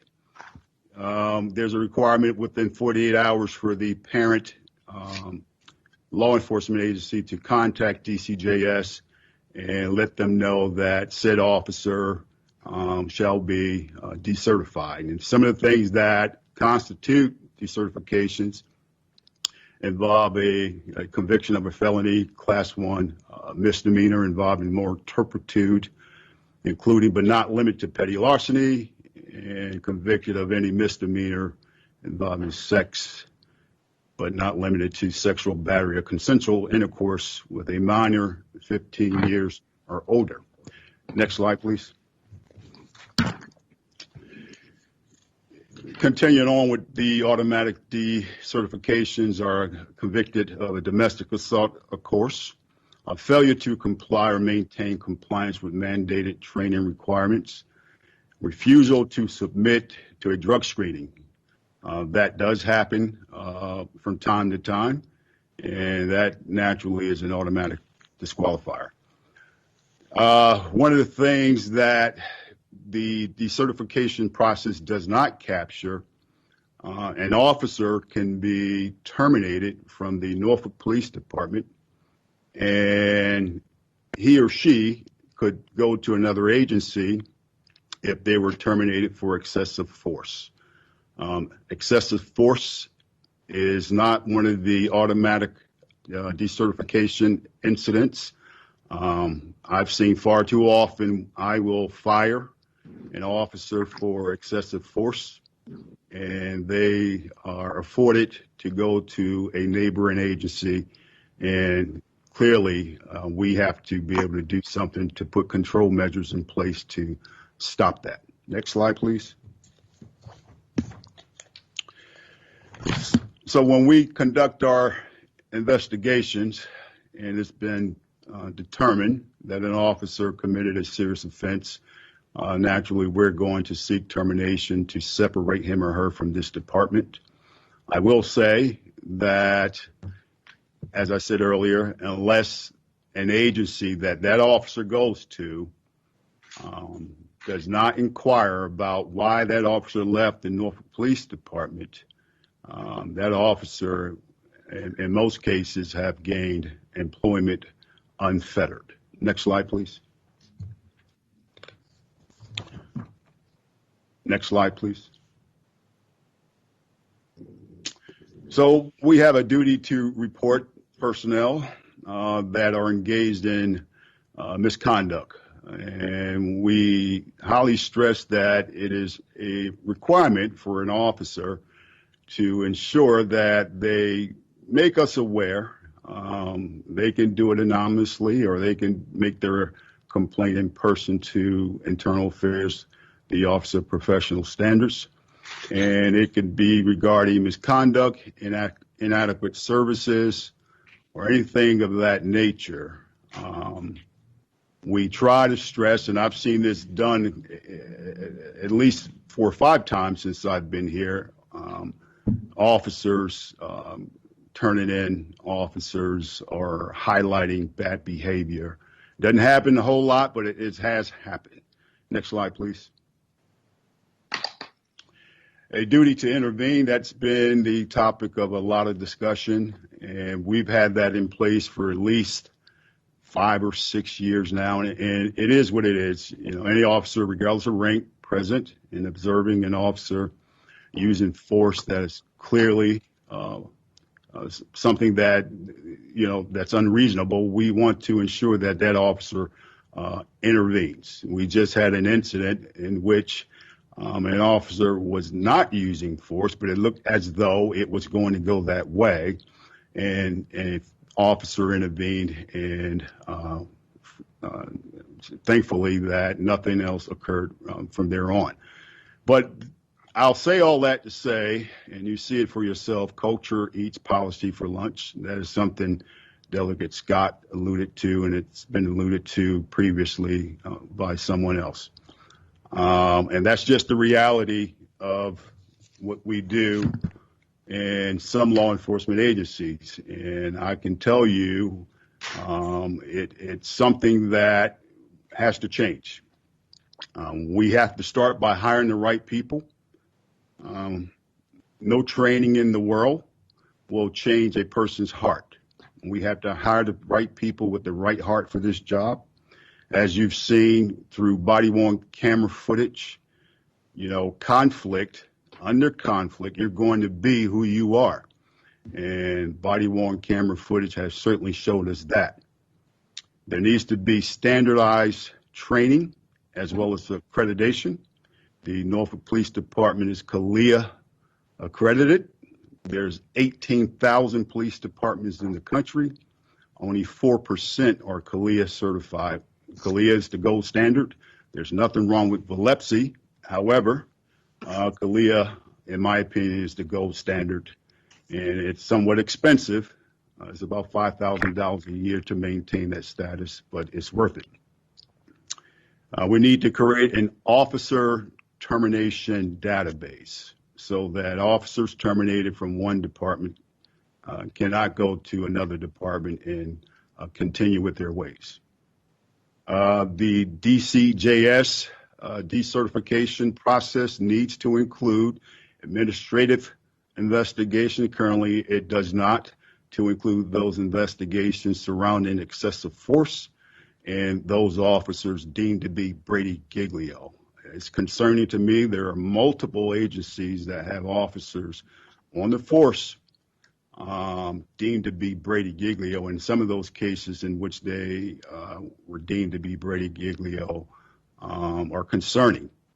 I think an officer that lies will use excessive force. I yield my time for questions. Thank you. Thank you very much, Chief Boone. Appreciate your testimony. Delegate Sullivan, you're recognized. Thank you, Mr. Chairman. Chief Boone, thank you very much for your presentation. Frankly, I wanted to ask this question of Dr. Cohn, but having heard your remarks, it's probably better asked of you. You talk about recruitment, Colonel Settle, Mr. Jones all talked about recruitment, and when you started to talk about recruitment, what you talked about was weeding people out and who should not become law enforcement officers. The tests, the disqualifiers. I'm interested in what we're doing to find people who should be law enforcement officers. Recruitment isn't just what applications come over the transom, and I'd be interested in where your 500 applications come from. My real question is, what do you regard as best practices? What is your department doing to affirmatively go out and recruit and look for people who have the qualities that we need in law enforcement that would result in the kind of diversity that you have? How have you done that? Is that something you've done affirmatively, or do you just wait for it to happen? Well, if you wait for it to happen, it's not going to happen. You have to be intentional. Yeah. You have to be intentional and embrace and say things so folks that want to be police officers know that they're welcome. I highlight diversity because I want folks to look at us and say, well, there's an opportunity for me. I come from public housing. Though their police chief is an African American, he came from public housing. I have an African American that's an assistant chief. I have several African Americans and members of the LGBTQ plus community that are captains, sergeants, lieutenants, and corporals. We are very diverse because we've been intentional. How we weed out that 400 plus application, we put our applicants through a vigorous background investigation. If we find a hint of racism or anything like that, they're automatically disqualified. Once they make the academy, we intentionally put them through processes that if they have things that they've been able to suppress, we're going to bring it out of them in our crisis intervention class. We put them under stress to show who you are. As I said previously, under conflict, you are going to show who you are. And thus far, it's been working. I'm very, very proud of our diversity. Although the George Floyd incident, it's going to make it difficult for us because, quite frankly, I've been out here marching with these kids and talking with these kids, and there's not a real good feel for law enforcement, and that happened in Minneapolis, and unfortunately, we are paying for it here, and unfortunately, it won't be the last time. The George Floyds, it's nothing new. These things have happened in law enforcement for a very, very long time. But I will say this, we're better today than we were years ago, and we're going to get better tomorrow. But we still have work to do. Mr. Chairman, I know we're crunched for time, but a really quick follow-up. Go ahead, Delegate Sullivan. Briefly. Thank you, Mr. Chairman. If you could just give us 30 seconds more, Chief, on what you mean when you say we're being intentional. Are you looking for recruits in different places than other departments? Are you going to different schools to recruit? Are you going to different neighborhoods to recruit? Are you looking for certain kinds of qualifications for potential officers? What do you mean when you say you're intentional about finding people who are going to be good cops as opposed to weeding out people who are going to be bad cops? We are intentional in the sense that we're looking for good people at universities, the military, and neighborhoods, and we advertise our diversity. Okay, it's one thing to say it, it's another thing to see it. Okay, if you don't know, we have the Gay Pride parade here, as well as the gay pride function here once a year. And my officers that are part of that community, they go out there in uniform, and we don't hide who we are. We embrace it. We don't make anybody feel a certain way for being who they are. And when you show that, people believe that, and people are willing to join. I cannot tell you how many times I've heard that, I look at your department and I see opportunity for me. And one of the things we do is show our diversity, and it's been working. We got to hit the reset button, as I said previously, unfortunately, due to the George Floyd situation, but we'll recover because we tend to be very, very authentic in what we try to do.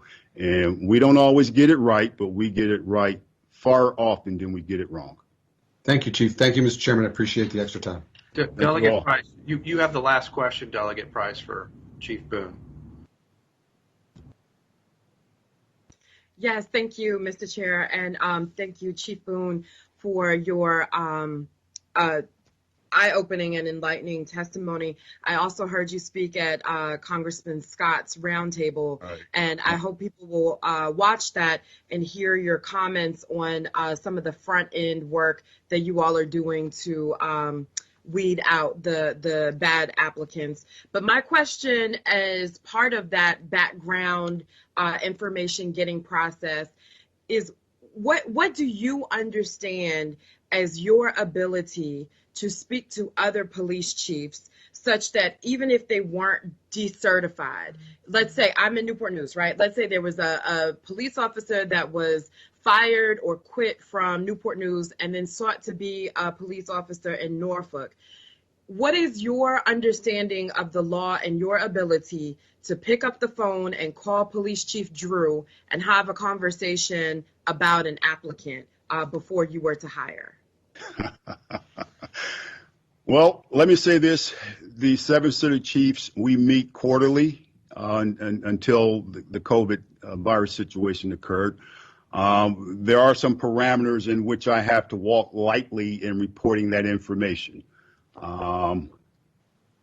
Unless the officer signs a waiver, that officer will probably be able to join the police department if the agency does not take a look at his file.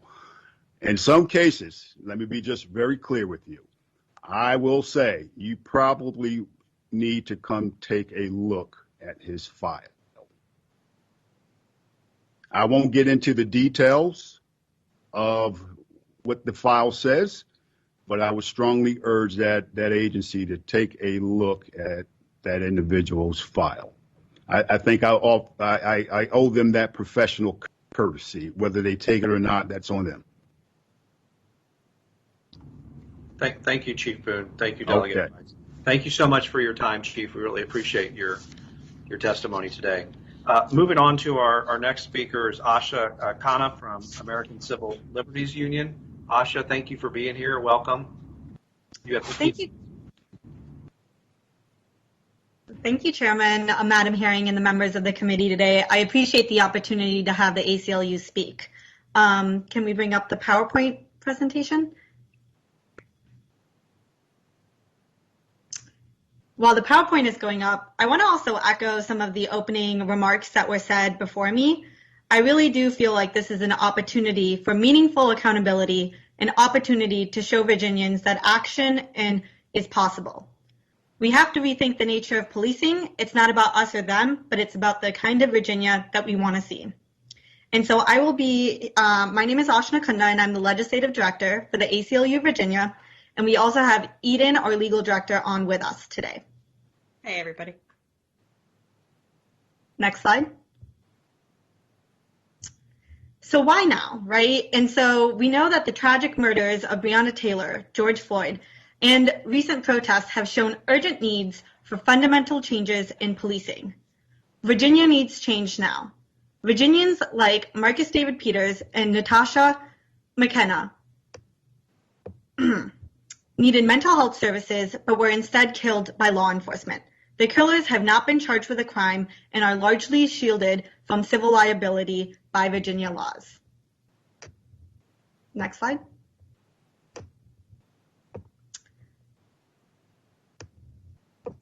Black and brown people in Virginia continue to suffer injuries and die at the hands of police, yet police escape accountability.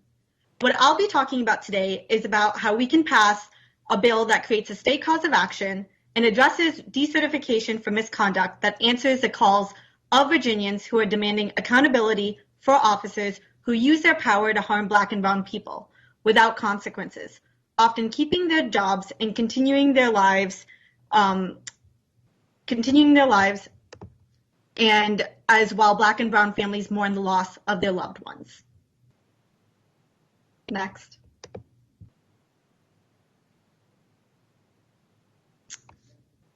So what can we do? Qualified immunity. Next. All right, so qualified immunity is a legal defense that sets a very high bar for when a police officer is legally responsible for damage that they cause to another person. For an officer to be responsible, they must have violated a clearly established right of the individual. And in practice, courts have found very few rights clearly established. I want to expand a little bit more on this doctrine. It's essentially a free pass for police officers to violate constitutional rights without being held to account. Ordinary people, whether they're doctors, lawyers, or construction workers, are expected to follow the law. If they violate someone else's legal rights, they can be sued and required to pay for injuries they've caused. Under this doctrine of qualified immunity, police officers are held to a much lower standard. Today we hear about police shooting after police shooting, where police officers are rarely, if ever, held accountable by the criminal legal system, either because prosecutors decline to charge or because juries decline to convict. Qualified immunity takes away the other avenue that victims of police violence should have available to hold police accountable. Next slide, please. Again, so this doctrine is especially powerful and limits lawsuits and damages in federal courts in many states as well. I want to reemphasize why it really is an issue. So first and foremost, qualified immunity means that we can't get relief in court, right? And so this means that officers have little incentive to improve their practices and follow the law. This ultimately undermines the safety and justice for everyone, and particularly people of color who are vulnerable and more likely to be a target of the police. Additionally, qualified immunity doesn't just reduce a person's chance for victory in a civil rights suit, it means claims will not be brought in the first place. Next, please. So what's the solution? So that could look like creating accountability for Virginia police with a new state cause of action. Since federal law in this area is so weak, allowing police to escape accountability, some states have passed laws that expressly allow people to sue the police when they injure or kill someone. These laws create a cause of action against police in the state, which is a legal term for when you're allowed to sue someone. Next slide, please. So, what we must do is pass a similar law here in Virginia that will create a cause of action to challenge police violence throughout the state, allowing people to sue state and local police and state courts when their rights are violated. And so we have this kind of language drafted, right? And what this would look like is adding a section to Virginia code and striking out existing immunity clauses in the code. It's a pretty simple bill, less than 2 pages. Next slide, please. Our law must specifically state that qualified immunity is not a defense to these lawsuits, so police no longer have this legal shield to hide behind. A state cause of action will allow Virginians or their families to receive damages when they're hurt or killed by police violence. What this would look like is amending the Virginia Tort Claims Act or enacting, like I said, a new statute that would allow individuals to bring action. I know that, we kind of talked about the legislation being drafted. I also want to mention that we have legislative champions, such as Delegate Bourne and others, and community partners who are championing such legislation. I also want to address, earlier in the presentation, the Virginia Sheriff Association mentioned the worry that passing such a bill would bring about many frivolous lawsuits against police officers. This is actually an inaccurate assumption when we look at studies across this country. Attorney fees and costs will be awarded to the police if it is found to be a frivolous lawsuit and vice versa. We don't need more studies. Other states have passed such bills already. This justification ignores the reality that such costs are virtually always either paid by the officer's municipality, insurance, or unions. And studies have really said again and time that individual officers almost never paid such costs. Next slide, please. So something that I really want to emphasize and something that I appreciate and respect about Virginia, its legislators, its community members, is that we intentionally think through the policies that are best for Virginia and the policies that are best locally. So this is exactly what passing a state cause of action bill would mean. It would mean that we would have our legal rights of Virginians decided by Virginia courts with Virginia judges and Virginia juries. It's one of the best ways to do it. Next slide, please. All right, so strengthening and expanding the decertification statute. I was excited to hear earlier, actually, that the Virginia State Police, Virginia Sheriff's Association, and Chief Boone have all expressed interest and solidarity in this.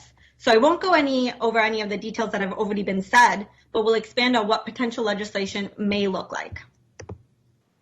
Next slide, please. So all already talked about is, kind of the statute that would cover all felony and certain misdemeanor convictions involving moral turpitude. The failure to maintain such training requirements and the failure of a drug test is what decertification currently looks like in Virginia. Like a doctor losing their license to practice medicine or an attorney being disbarred, once decertified, an officer can no longer serve as a law enforcement officer in Virginia. Next, please. So I want to kind of say, what is the impact? Why should Virginia take this on now? So Virginia has only decertified 33 officers, while other states have done thousands. According to the Virginia Association Chiefs of Police, our statute allows officers who are fired by one agency for misconduct to be hired by others.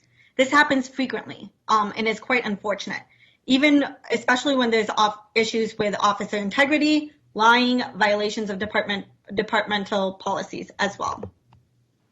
Police feel immune from consequences, and stories like this should worry us all. The reality is that once unethical behavior or misconduct happens and someone is fired, let go, or resigned, they are usually hired by another police department. This is only a temporary way of removing a bad cop.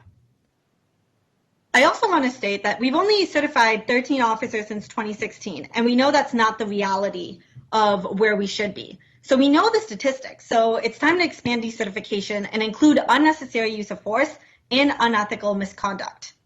The 3 states that make up majority of nationwide decertifications are Georgia, North Carolina, and Florida. One of the reasons that this is because they have professional standards of conduct that promote stronger and more varied grounds for decertification. Next. So what needs to change? So 1, I think we need to expand the grounds, and 2, we need to put statewide statewide standards for everyone. I think that one of the things that usually comes up is, policing is not a one-size-fits-all. I think we can all agree that everyone deserves fair and equitable treatment, no matter what the zip code they live in. Standards to ensure uniformity, just like this, and in any other professional job, must abide by state standards. So police should not be different.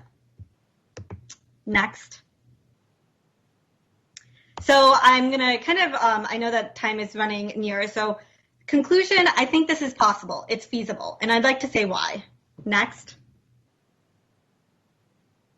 I'm going to quickly quote 2 family members who have lost their dear ones to police brutality, and also then talk more about the coalitions that are fighting for both bills. So to quote Princess Blanding, we need police accountability and not just statue removal. I feel like as hurt as my family and I are, as hurt as I'm sure Mr. Floyd's family is, that our brothers were sacrificed to get us to the next level of the civil rights movement, and that we still have so far to go. We must get rid of qualified immunity and implement broader decertification standards. Next. Can we get to the next slide, please? And here's a statement from Earl Lewis. Black Lives Matter. My name is Earl Lewis, the cousin of William Chapman. On April 22nd, 2015, William was 18 years old when he was shot and killed in a Walmart parking lot in Portsmouth, Virginia. William's life mattered. The truth is, the police officer should have been decertified long before this incident, and although he was found guilty of manslaughter, that did not do justice to my family or William. William was hoping to obtain a high school diploma and potentially enter the military like I did. He was shot in the head and it broke my heart. He was shot in the chest and it broke my heart. I have served 20 years as a firefighter and 13 years as a sergeant in the United States Army, willing to give my life for my country. How is it that an unarmed 18-year-old cousin, my unarmed 18-year-old cousin, was killed? Please get rid of qualified immunity and expand decertification standards. Please don't let another William pass away or any other unarmed Black man because we did not change the laws to hold police accountable. Next.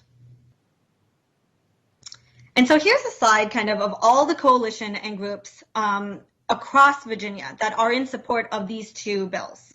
And so we really do have the momentum behind us. We do have the community behind us. And we know that these are two laws that would really make a huge impact when we think about police accountability in Virginia. Virginia is looking for us to lead in this moment, and that means taking positive action, individually and collectively, to make changes in the laws, policies, practices, and police culture that have allowed for murders to happen. We already have drafted bills. We have legislative champions, many of which are sitting in this committee right now. And as a collective, I truly believe that we can make change. I want to thank Leader Herring and Delegate Hope again so much for the opportunity to speak. You both have been champions of bills and police reform in the past, and I look forward to working with everyone on the committee and all legislators to really work together with community members to get these passed. Thank you. Thank you for that excellent testimony. Delegate Mullen, nice. Thank you, Mr. Chair. Ashna, it is always good to see you, and I appreciate all the hard work that you guys have been doing with us over in the Criminal Law Subcommittee. I had a more general question based on your decertification bill. In looking at some of the DCJS standards, first for new recruits as well as for ongoing certifications, I have not been terribly impressed by some of the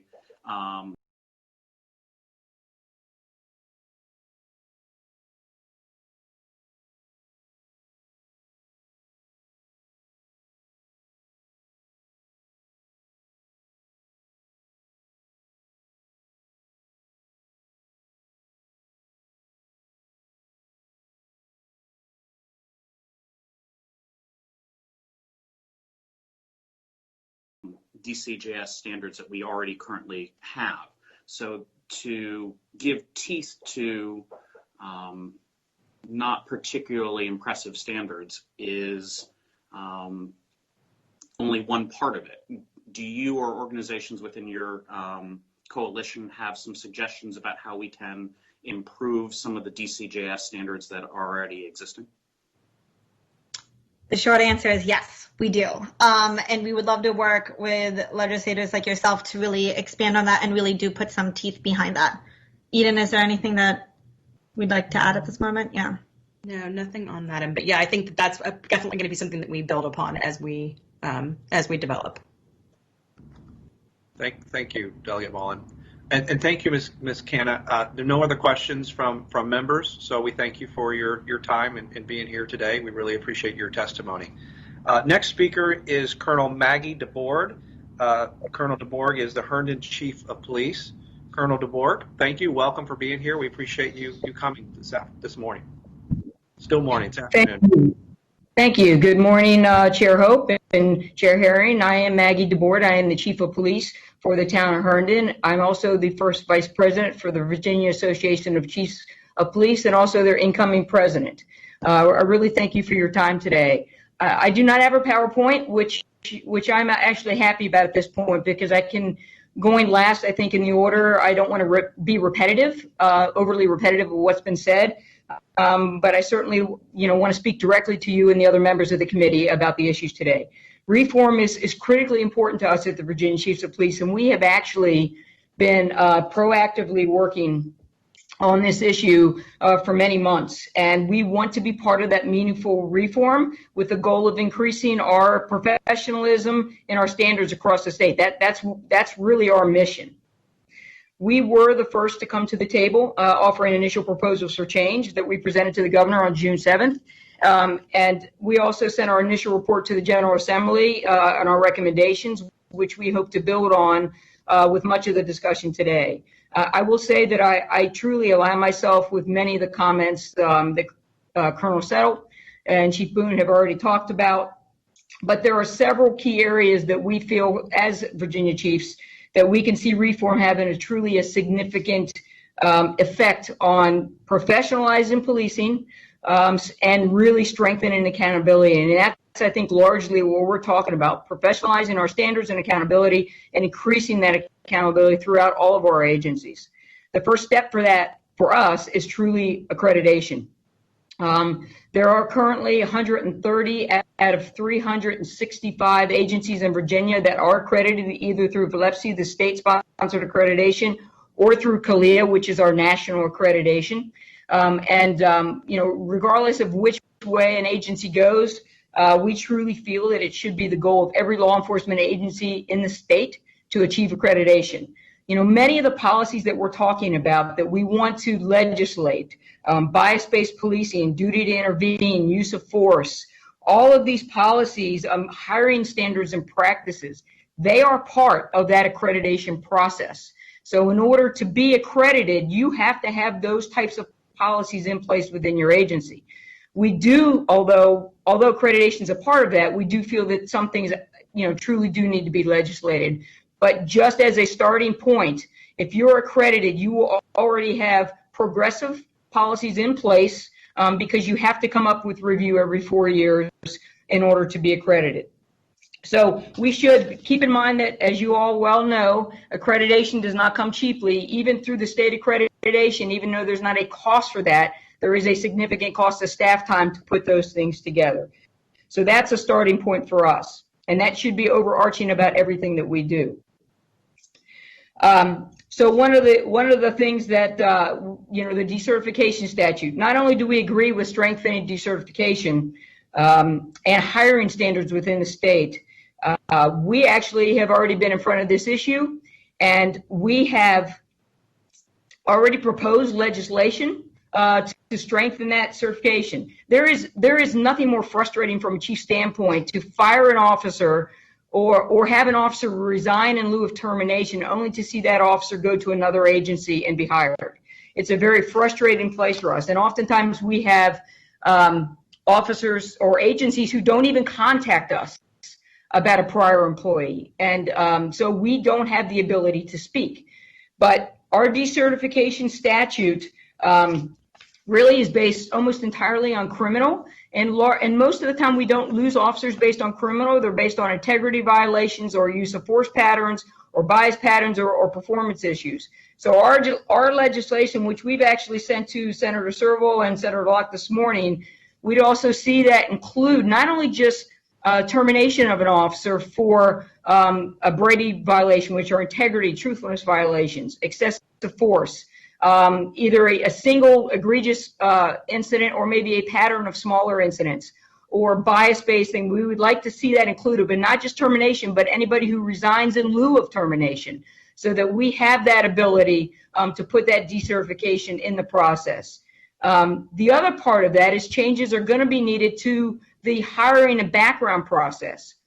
We need to legislate that employers, and we have also proposed this already, employers who are trying to hire a certified officer or an officer who left another agency should be required to go to that previous agency based on a release from the applicant and look at those files. One of the other problems that we have had in the past is some law enforcement agencies do not willingly open their training files, their personnel files, and their disciplinary records to us. We need full access to those if we are going to hire an officer from another agency. Those things we are proposing that they be legislated. Part of the background too, and we want to thank Delegate Price for her previous work on trying to get a hiring standard passed but we really want to continue to work with her and you all to make this a reality, because we need to legislate certain pieces of that background process so that we can ensure that we are getting the right people. And as Chief Boone spoke about, and I always say to everybody, my main goal is to bring the right people in the door and to ensure that the wrong people go out the door. And this is where you all can help us with legislation. I don't know a chief who is not committed to that process, but we need to do it right and ensuring that the process is there, but we balance the rights of the officer through an appeal so that they have a right to that. The other part of that hiring background part, there should be a requirement to check the decertification list in Virginia, because we want to make sure employers are checking that to ensure that officers that have been decertified, that they are checking that database. And we have a lot of work to do on that, but we're looking forward to working with you all on that. Some of the issues that I want to hit on quickly that really have not been talked about, and that is the response to mental illness. I don't think you'll find a police officer anywhere that would like to probably pull back on some of the calls that we have to go on to. But in reality, right now, the only people available to deal with many of these calls when people are in emotional crisis are called police. And CIT training, the crisis intervention training, is truly, truly important to us.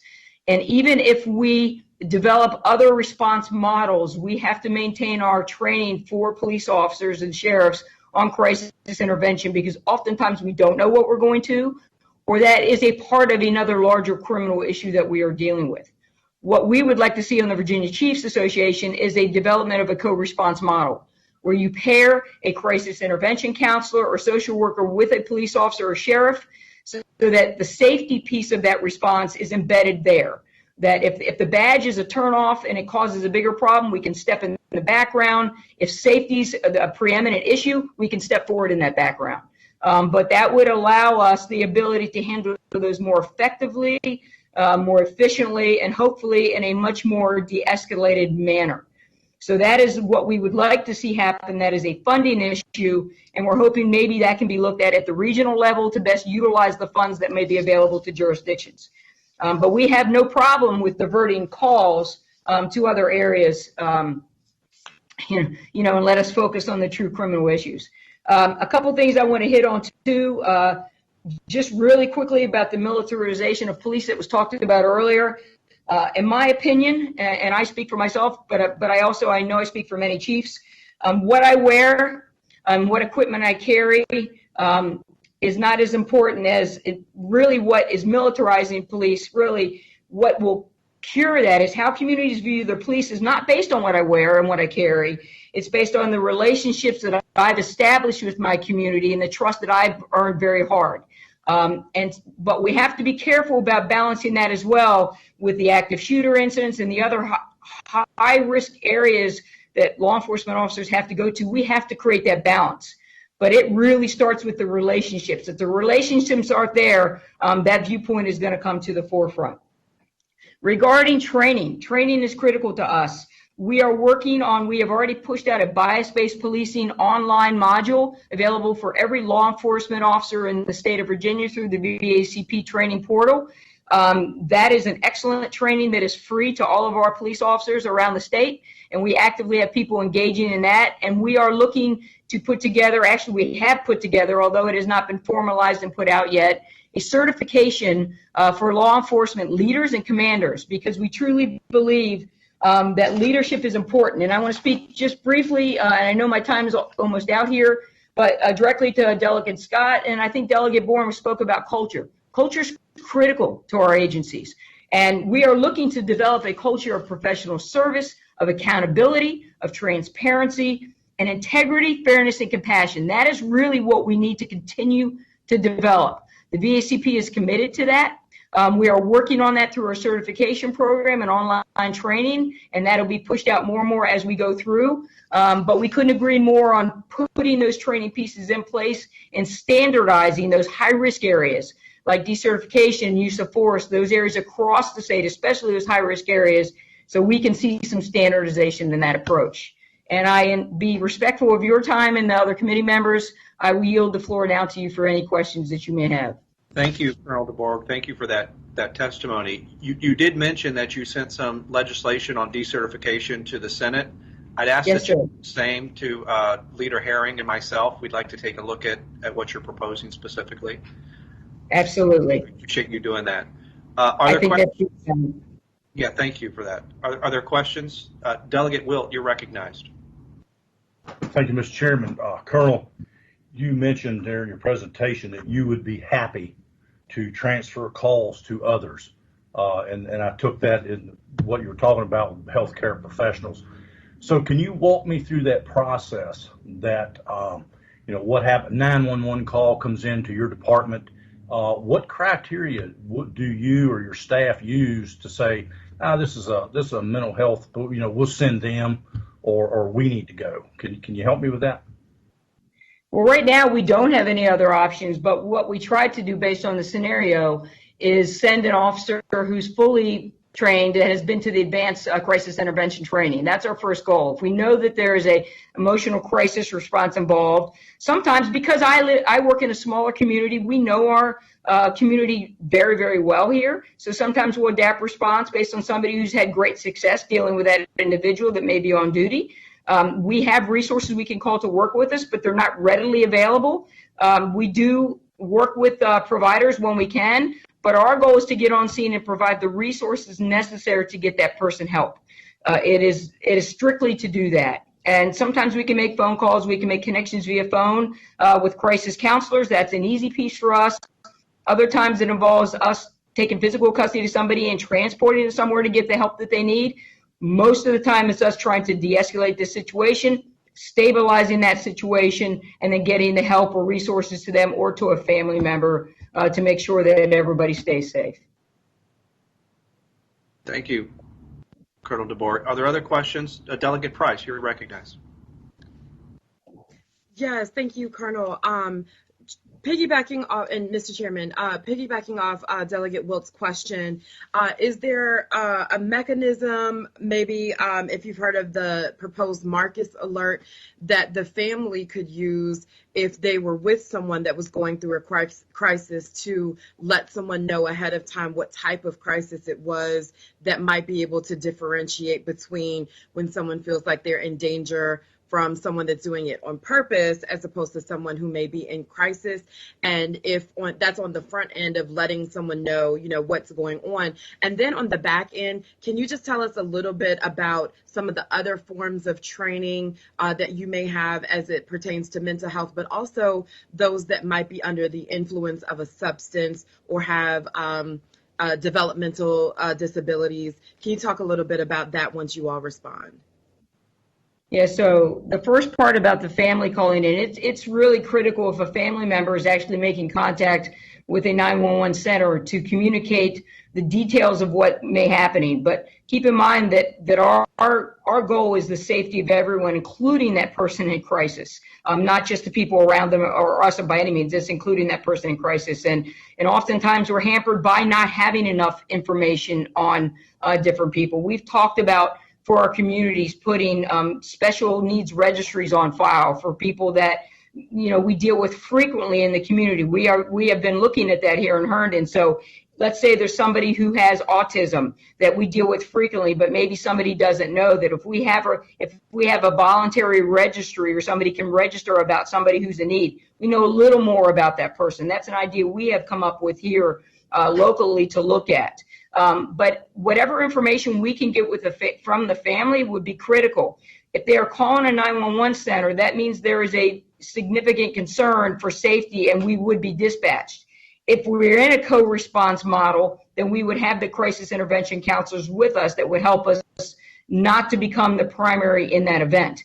Sometimes it might take a team, both of us, to deal with the safety issues and the emotional crisis at one time. But the more information we have up front, the better.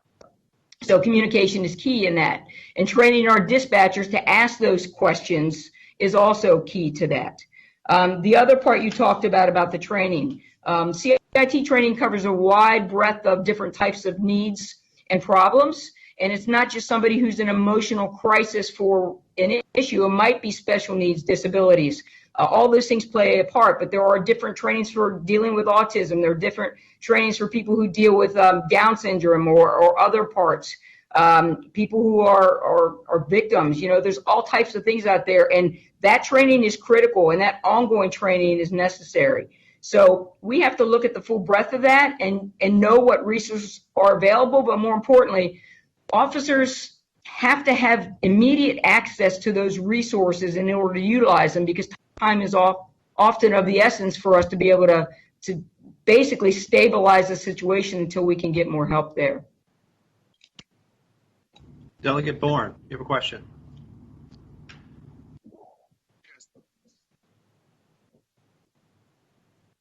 Delegate Bourne, you recognize?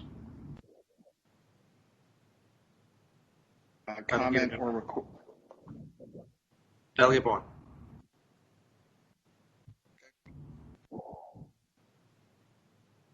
Delegate Bourne, do you wish to be recognized? Yes, I'm sorry. Can you hear me now?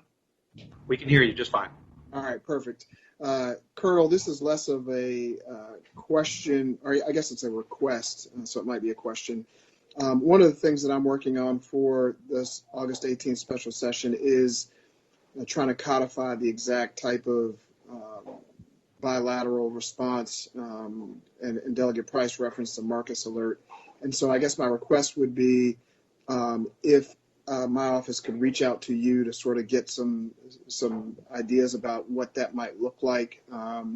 We've certainly been working with lots of stakeholders on this, most notably Princess Blanding and Marcus Peters' family members and some groups down here. But I'd love to get your perspective if you make yourself available. Absolutely. I'd be happy to work with you. Thank you. Thank you. I don't see any more questions. Thank you very much, Colonel DeBoer. Appreciate your presentation, your testimony today. Let's move on to the next panel of speakers. The next four speakers will have 5 minutes apiece. The first is Delegate Lamont Bagley from the Virginia Legislative Black Caucus. Delegate Bagley, thank you for being here. Thank you, Mr. Chair. Can you hear me? Yes, sir, we can. Hello? Thank you. Thank you, Mr. Chair, and morning to the members of the Courts of Justice and Public Safety Committees. Thank you for affording me an opportunity and a moment to address the joint committee. I echo the Chair's urgency of action. I'm anxious to see what we may accomplish together. I really believe that this is our moment. This is our opportunity. For decades, there's no question that the members of the Virginia Legislative Black Caucus have been working to break down systems of oppression, including working to reframe the ways that the state government approaches public safety. I trust that each of you have had an opportunity to review the VLBC's priorities that we released over a month ago. During the special session, you can expect the VLBC plans to introduce legislation to deliver on our promises. I have confidence that you will give these agenda items the attention that they deserve, and quite frankly, the attention that the citizens of the Commonwealth demand. And I think that's showing up with the time that's been spent on these issues today. I know that you will continue to have a partner in members of the VLBC as we focus on the agenda that we have released, and that's showing up again by, I've been listening to all the conversation and discussion, and I've been impressed with the questions and the dialogue, including that of VLBC members. And a sincere thank you for the opportunity to allow me and so many others that are passionate about addressing these inequities to speak. I'm not going to get into details about the items on the VLBC priority list. Hopefully that everyone has had an opportunity again to view those. If you in fact have information that will be valuable to us as we process it, whether that's something that is supportive or it improves the legislation that we plan to put forward, I would encourage you to respond to us via email so that we can make sure that we note your suggestions And so, again, to the chairs and the members of the committee, I appreciate you all taking the time not only to listen to me, but also to hear from others. Thank you, Delegate Bagby. I really appreciate it. Thank you for your leadership. We're going to make certain that if those in the public have not seen, I'm sure the members have, but that those of the public who haven't seen the Virginia Legislative Black Caucus list of suggestions and recommendations, that we make sure we put that on the website, just like we're putting the presentations, so the public can see those recommendations. And thank you for your leadership. Are there any questions for Delegate Bagby? All right. Thank you, Delegate Bagby. Thank you so much for being here. Thank you. Our next speaker is Marquise Hunt, who's the Chairman Emeritus from the National NAACP. Marquise Hunt, are you here? And thank you for being here.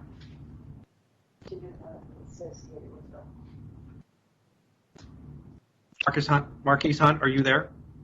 I am here. Can you hear me? I can hear you. Okay. Good morning to the chairs and the esteemed members of this committee. My name is Marquise Hunt. I'm a community activist, organizer, and chairman emeritus of the National NAACP Youth and College Division Task Force. While I count it an honor and privilege to share comments on an issue that not only affects me, but an issue that so many people who I have had the pleasure of listening to and learning from by dedicating their entire lives to reform, dismantle, and rebuild the systems seen to oppress our communities. It is unfortunate that in the midst of a pandemic, where the number of people who are contracting COVID-19 are increasing, that we too have to deal with the alarming but somewhat normalized increase of Black and brown bodies being slaughtered at the hands of law enforcement officers. Instances of police brutality and excessive force have become an all too common reoccurrence in cities throughout the United States, with a disproportionate and devastating impact on Black and brown communities. Virginia is not immune to these unjustified and heinous acts being committed against our citizens, and we suffer the social fallout all the same. As a nation, we face a dire situation as the traditional police motto of protect and serve, which never truly garnered a sense of trust in Black neighborhoods. It has lost even more support and respect in recent years. Still worse is a growing sentiment amongst law enforcement that the public has abandoned them, returning us to the antiquated and deplorable policing mantra of us versus them. In 2016, this body progressively moved to pass House Bill 301 that increased transparency around officer-involved shootings that resulted in death or serious injury, and expanded the state's ability to monitor these officers and public engagement statewide. Due to this system, to date, we now know that since 2016, there have been 91 officer-involved shootings in the state of Virginia. However, a troubling fact that emerged was that only one of these shootings was declared unjustified. Even more troubling, as discovered through the 2016 investigative reporting of the Lynchburg News in Advance, was that almost 30% of the state's major shootings were not reported to the state as required by the 2016 law. The reporting has improved over the years. These findings clearly highlight the importance of promoting legislation that builds upon HERE systems, which ultimately helps us to develop better and more comprehensive policies for our officers. It is on that basis that I implore this body to promote legislation that, 1, helps to enhance accountability and address misconduct, 2, further promotes transparency, 3, addresses racial disparities in policing and protects human life, 4, enhances prosecutorial practices, and 5, supports funding opportunities for law enforcement agencies promoting progressive, culturally relevant, community-oriented policing programming that's specifically designed to address racial profiling, mental health, and community advisory platforms. On May 25, 2020, the world looked on America in horror as we collectively watched in real time the public lynching of George Floyd at the hands of men sworn to protect him. Though the 9 minutes and 30 seconds of gut-wrenching footage will forever be seared as a mark of embarrassment against us and a moment of pain for his family, we here in Virginia share our own shames and pains, such as the life of Marcus Peters that was taken at the hands of Richmond Police Department. Until we, as a Commonwealth, not only fully address the issues at hand, but ensure that there is access in communities that have often been systematically oppressed by bad racially embedded policies, that this oldest continuous legislative body in the New World has introduced, passed, and successfully implemented, then we, the citizens of the Commonwealth, will continue to adhere to the charge left to us by the late Congressman John Lewis, which is by getting in good trouble, necessary trouble. And for those who haven't heard it in a while, Black lives still matter. Thank you. Thank you so much, Mr. Hunt. Are there any questions for Mr. Hunt? All right, well, thank you for your testimony today, John. I really appreciate you being here. Our next speaker is Sheriff Gabriel Morgan from Newport News. Sheriff Morgan, welcome. Thank you for being here. Good afternoon. Can you hear me? I can hear you. Welcome, Sheriff Morgan. Thank you for being here. Thank you. Chairman Hope, Majority Leader Herron, thank you for allowing me a few minutes to express some comments and concerns to this body. Hold on. You can't hold on until Hello? says something, and then you can say hello. Can we you mute your phones, please? Right, but then what happens when the person who's Suzette, we can hear you. Thank you. Please continue, Sheriff Morgan.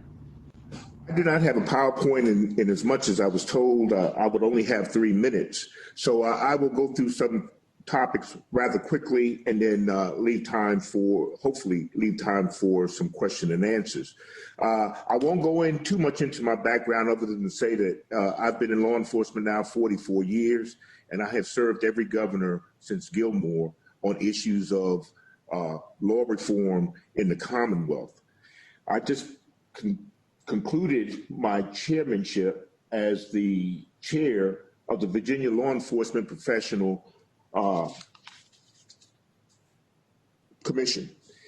So the first thing that I would like to say to this commission is we are looking at trying to, as the Commonwealth, we're talking about trying to fix something versus trying to rebuild something or to build something.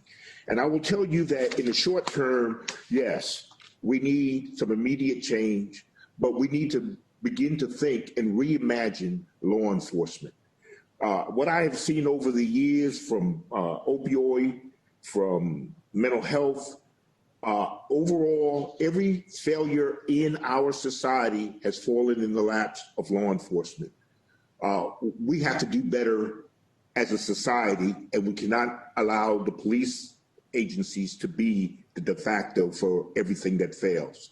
So the first thing is, here in America and in the Commonwealth, we have some of the shortest amount of training hours allocated to training law enforcement, but we give them some of the biggest responsibilities.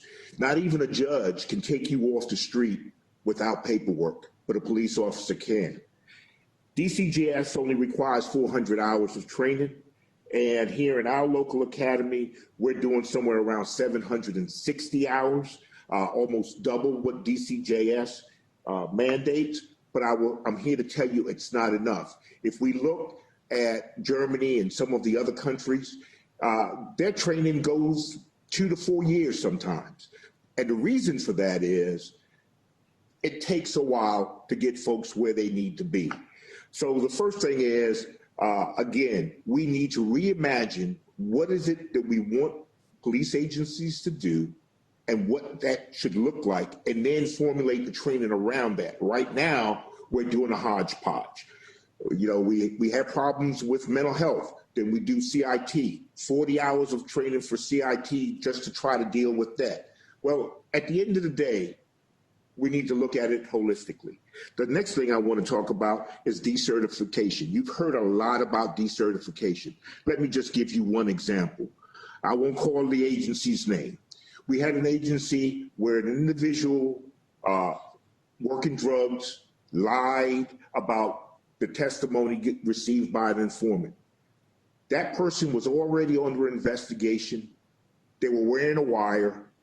Everything that was said was recorded. That person perjured themselves on affidavit for a search warrant. We knew it. We had the evidence. It went to trial. Because of jury nullification, the jury said, I'm not going to convict a police officer for overstepping to get the bad guy. This individual was found not guilty for perjury. This individual went to arbitration, got their job back, and we were not allowed to decertify that individual. That is just an egregious account for how difficult it is for us to decertify and get rid of bad cops. You've heard enough about that. I just want to highlight that. One other thing that came up recently, no knock, you know, and we'll go back and forth, and there's a lot of arguments that we need no knock. I will tell you that over 44 years, I can tell you that we can execute, and no knock should be taken off the table. Accreditation. I talked to you briefly the fact that I chaired this. I've been doing accreditation in Virginia since 2009. Currently, we only have 25% of the agencies throughout Virginia that are either CALEA certified or LESI certified. And the reason I bring this up is that LESI and CALEA's accreditation are really almost a carbon copy. Chief Boone talked to you about CALEA being certified and the cost. Well, the reason we developed LESI in the state was because we knew not every agency can afford CALEA, but every agency can afford LESI, and we should be working towards ensuring that every agency in Virginia follows a uniform standard. So I would be willing to sit down with anyone to talk more about accreditation. Sheriff Morgan, can I get you to wrap up, please? Yes, sir. Thank you. In a wrap up, House Bill 1250 just would like to add that we need to look at having DMV to add race to their database. And the reason I'm saying that is we need to strengthen that 1250. Right now, we're expecting law enforcement agents to say what they see, and what they see may not be accurate. If we want the best data, if DMV had race added to our driving record, then they can take it off of there. And then the last component on House Bill 1250 to strengthen that would be to use some sort of university to do the data analytic, and then also to make some recommendations overall. Thank you, Sheriff Morgan. Thank you so much for your testimony. Delegate Sullivan, you're recognized for the question. Thank you, Mr. Chairman. Just briefly, Sheriff Morgan, thanks very much. There was a brief moment in your testimony that I just lost the thread. I wasn't sure what you meant. You were talking about no knocks, and you said we can execute, and then you said no knock should be taken off the table. Did you mean you can do without no knocks, or do you mean we should not be considering doing away with no knocks and take it off the table that way? I'm saying law enforcement can do without no knock. Thank you, sir. Thank you. Delegate Sullivan, are there other questions from members? Delegate Morgan, thank you so much for your time and your testimony. We really value your opinion, and I appreciate you being here today. Next speaker, thank you. Next speaker is Sean McGowan. Sean is from the Virginia Police Benevolent Association. Mr. McGowan, thank you so much for being here. We look forward to your testimony.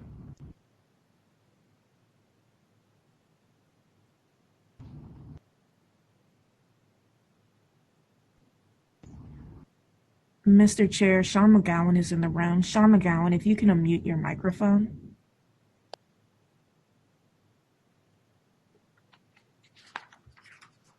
Okay, are we on now? I can hear you just fine. Thank you, Mr. McGowan. Thank you for being here. Welcome. Thank you. Thank you. Committee Chair, Delegate Hope, Delegate Herring, committee members, and Madam Speaker, if you're still on. I am Sean McGowan, Virginia Police Benevolent Association Executive Director. Our organization represents over 6,000 law enforcement professionals in Virginia and over 60,000 law enforcement professionals in the Southeast United States. We are grateful to receive the invitation to address you today. It's important that you all understand the primary goals of our of the Virginia PBA and our unique philosophy regarding representation of our members as a labor organization. Our Constitution and bylaws prohibit our members from condoning or participating in any job action or strike. We feel that public safety should never be jeopardized by job actions. Our legal department also reserves the right to refuse representation to any member who knowingly violates department policy or law. Simply put, if a member does not act in good faith and intentionally breaks the law or department policy, we will not represent them. The founding guidelines have remained unchanged for us for 50 years. The PBA regards both of these policies as essential to increase professionalism in law enforcement, which is one of our primary goals. Many of you already know these facts about the PBA policy and procedure. I repeat them now to emphasize that we share this common goal of law enforcement professionalism with each of you. Our members regard changes to constitutional protected government official qualified immunity and the reduction of crime status of assault on officer as extreme and an unnecessary reaction that negatively impacts public safety and reduces the candidate pool for qualified new law enforcement officers. Neither of these issues contributes to our common goal of improving law enforcement as a profession. The PBA is eager to enter into the discussion about policies, procedures, and police response to offer the perspective of the line officers answering the calls for service and being the first to respond when a citizen calls for help. Our members are the officers who are making the daily split-second decisions and who will be the first to apply the knowledge from increases in training and education. Information from our members will be invaluable in the discussion regarding scene response and call situations that may require resources other than police. Our members support department accreditation, which improves operations by implementing department policies and procedures which act as guidelines for both the department and the officers. A sound department policy protects our citizens, the officers, and the administration. Officer decertification is certainly one way to prevent problems from continuing from one agency to another.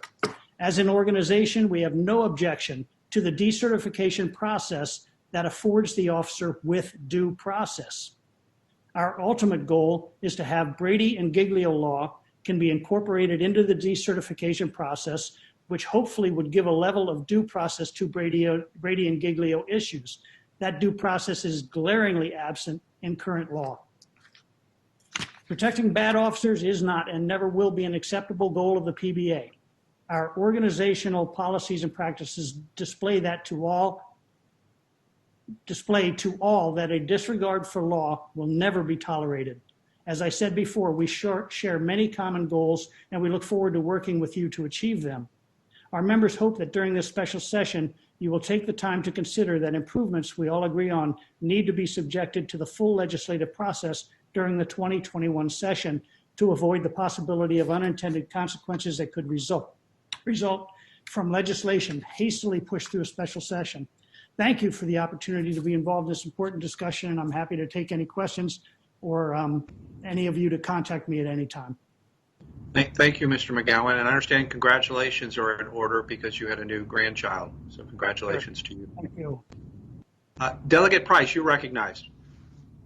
Yes, thank you, Mr. Chairman and Mr. McGowan. I understand wanting to slow walk some of the new ideas that may have come out, but are there any other policy proposals that have been perhaps presented consistently over the last 5 to 10 years that you would be open to discussing with us for systemic changes for policing?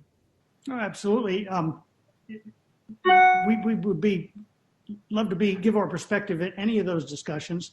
I am always available.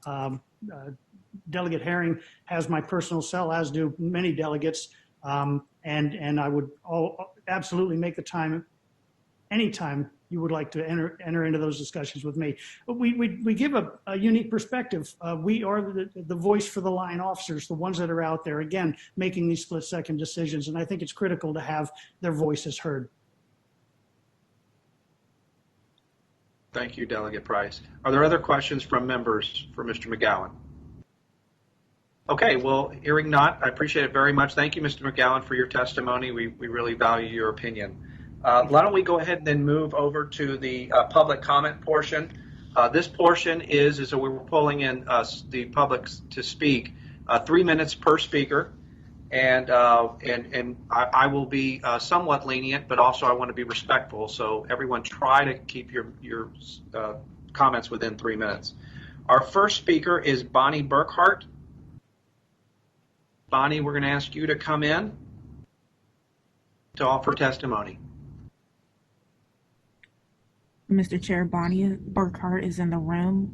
Bonnie, if you could please unmute your microphone. Okay. Am I unmuted? Bonnie, we can hear you. Thank you, Ms. Burkhart. My name is Bonnie Burkhart. I have a top secret security clearance and over 35 years experience intercepting and analyzing signals for the Department of Defense. I'm well trained to obey interception and privacy laws for my job. The police organization ICAC, Internet Crimes Against Children, use tactics which directly violate these laws. I wrote 2 amicus briefs with appendices that discuss these illegal tactics, and they are filed with the Appellate Court of Virginia. Officers illegally impersonate children to intercept communications exchanged. Number 2, officers use special tools over the internet to secretly break into private computers and search them without a warrant. Number 3, officers unmask the identity of users and geolocate them without a warrant. Police and prosecutors should be held to the same standard of law as me. These illegal tactics manufacture criminals to get grant money and account for about 20% of Virginia inmates. Officers conduct sting operations by creating an online profile of an imaginary child who does not exist. They post a picture of someone else, then impersonate them when sending text messages to random men. Sometimes they impersonate real children. But no crime has yet occurred. Officers use entrapment to create a crime, then rack up as many as 20 felonies for 350 years in prison to force a plea deal, which is extortion.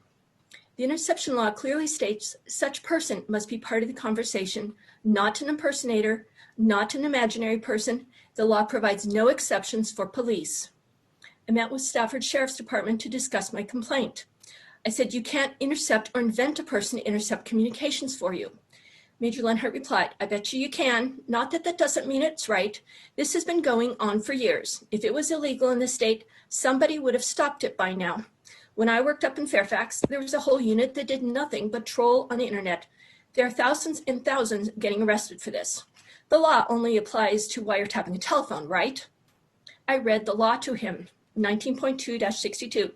Any person who intercepts or procures another person to intercept any wire, electronic or oral communication shall be guilty of a Class 6 felony. Their reply was typical, nothing will be done.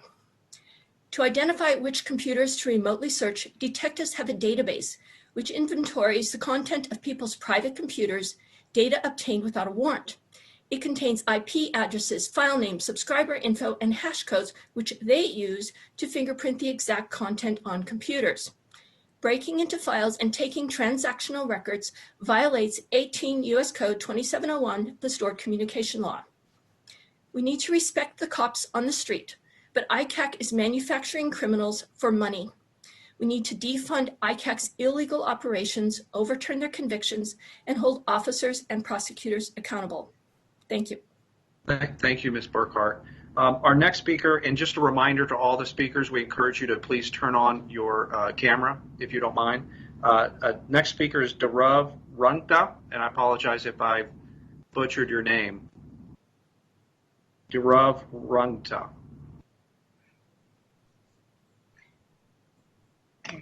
Yes, hello. Good afternoon, Chairman Hope and members of the committee. My name is Dhruv Rungta. I'm speaking on behalf of a student advocacy group from the University of Virginia. I'm here today to urge this body to solidify its efforts in its endeavor to create and subsequently pass legislature focused on the banning of kinetic impact projectiles, including rubber bullets, in their use against civilians by our militarized police force. Over the past few months, Americans have protested nationwide due to the senseless killings of George Floyd, Breonna Taylor, and many more by law enforcement. During these protests, police have utilized rubber bullets as a tactic to disperse crowds. However, according to the nonprofit Physicians for Human Rights and the ACLU, both studies have been linked in my written testimony, rubber bullets are not an appropriate weapon to use in crowd control settings. The non-lethal status of these weapons has been called into question, given that they can cause blindness, bone fractures, severe organ damage, and death.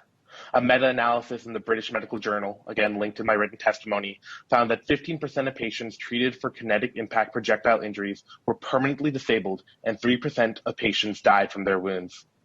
Death and injuries are often the result of incorrect use of these weapons that require additional instruction and training, something which many police officers both in Virginia and around the country have not received.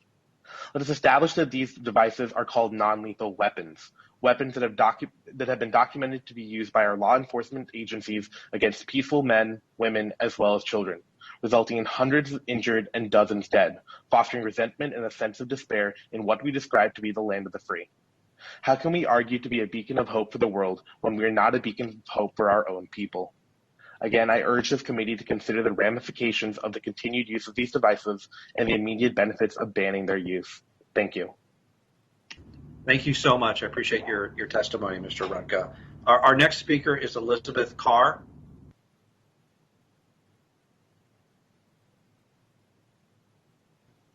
Hello, can you hear me? I can hear you just fine. Thank you, Ms. Carr. Perfect. Thank you for being Yes, excuse me. Thank you, Mr. Chairman, for having us. Mr. Chairman, I ask that all written questions and answers you encouraged throughout the meeting be made available to the public. Is this possible? Yeah, we will get responses available. That's right. Wonderful. And similarly, Delegate Watts, can you share the psychological screening link you were given with the public as well? If somebody could pass that on to Delegate Watts, that would be great. Moving on. Absolutely. Thank you. Okay, wonderful. Why would a cop turn off his body cam? Why would a cop pop the hood of his cruiser? Why would a cop cover his badge number? The answer to all these questions is the same. He is premeditating his own crimes. If a cop turns off his body cam, he is a bad cop. This is non-negotiable. How do we know this? Because good cops have nothing to hide.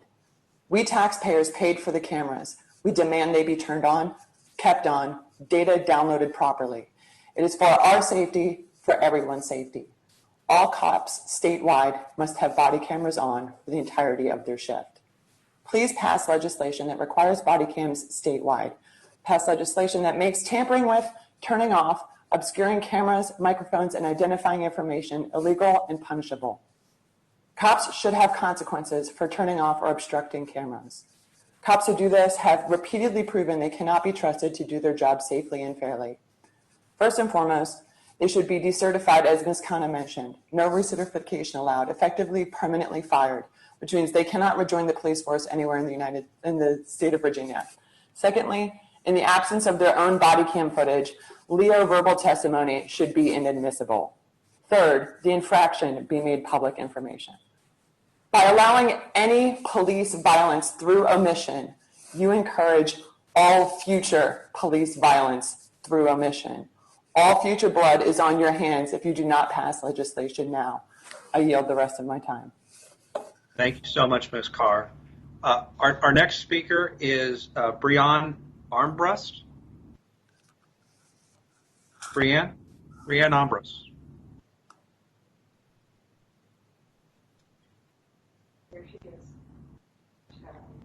Mr. Chair, Breanne Armbrust is in the meeting. Breanne, if you can just unmute your microphone. Okay, my apologies. Are you all able to hear me? Thank you. Welcome. Thank you. I will keep my comments very brief because you all have sat through some very long presentations, and I'd like to give time to the other public speakers. I have witnessed since May 29th extreme levels of police violence in the city of Richmond and throughout the state that really trouble me for a number of reasons.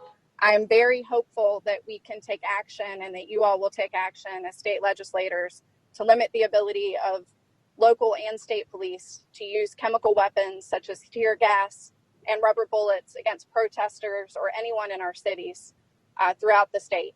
I've witnessed that from Virginia State Police in addition to local police, and the bulk purchase of munitions that were made throughout the month of June by Virginia State Police is very troubling. I've heard in the presentations this morning about justifications for the militarization of police by police, and I think that that's completely unacceptable to be used against residents in our state. We are not terrorists. We have the right to free speech, and I hope that as legislators, you all will support that in the General Assembly. Thank you for your time. Thank you so much, Ms. Ambrose. Thank you so much for your testimony. Our next public speaker is Kofi Annan.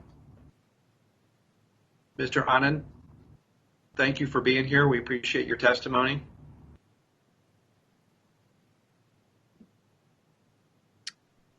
Mr. Chair, Kofi Annan is in the meeting. Mr. Annan, if you can unmute your microphone, please.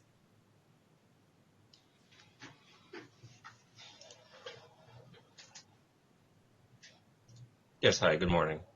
Good morning. Welcome. Thank you.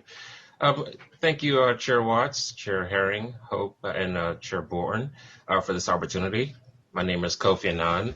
I'm the president of the Activated People and chair of the Nova Equity Agenda Coalition, steering committee member of the Virginia Coalition for the Transforming Police, and immediate past president of the Fairfax NAACP and former Virginia State Conference NAACP Criminal Justice Committee chair.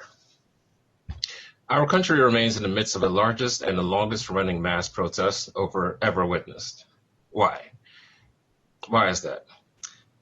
Even though these protests were triggered by George Floyd's brutal murder, the outrage stems from a deeper frustration that has hundreds of years in the making.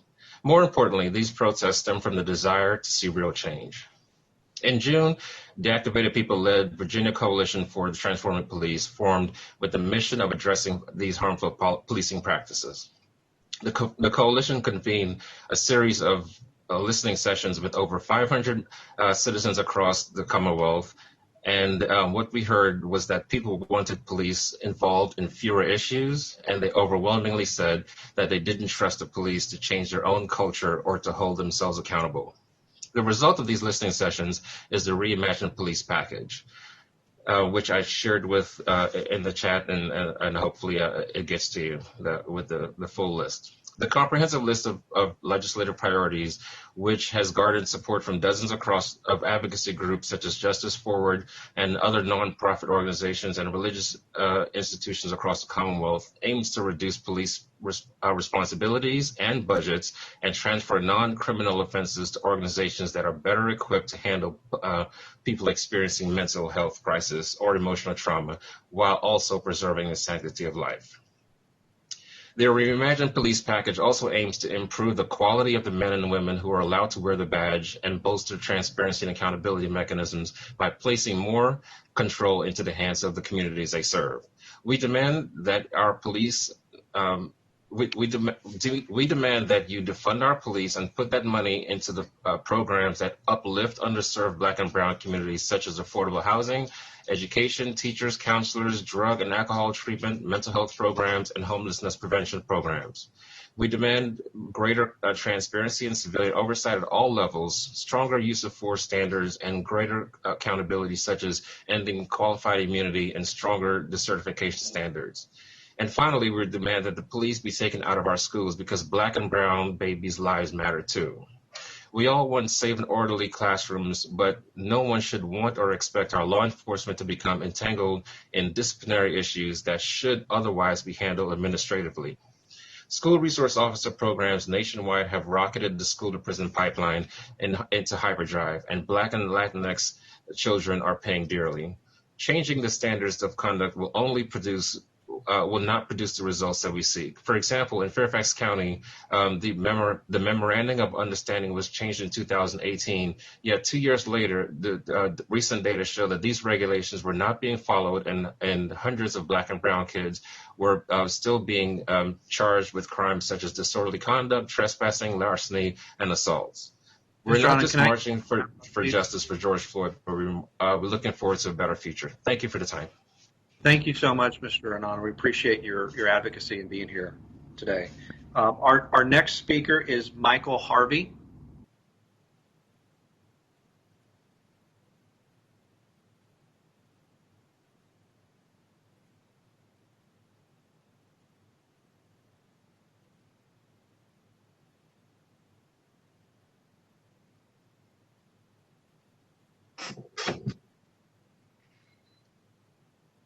Good afternoon, everyone. Can you hear me?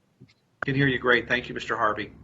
Excellent. Thank you, Chairman Hope, and thank you, Leader Herring. This has been a very good and enlightening meeting so far today, and I really appreciate the time that everyone is taking to listen to the demands of our citizens as they are demanding a culture shift within policing. For those of you who don't know, I am the Executive Director of the Rappahannock Regional Criminal Justice Academy in Fredericksburg, Virginia. And I am the past president for the Virginia Criminal Justice Directors Association. So I'm honored to be able to be with you today.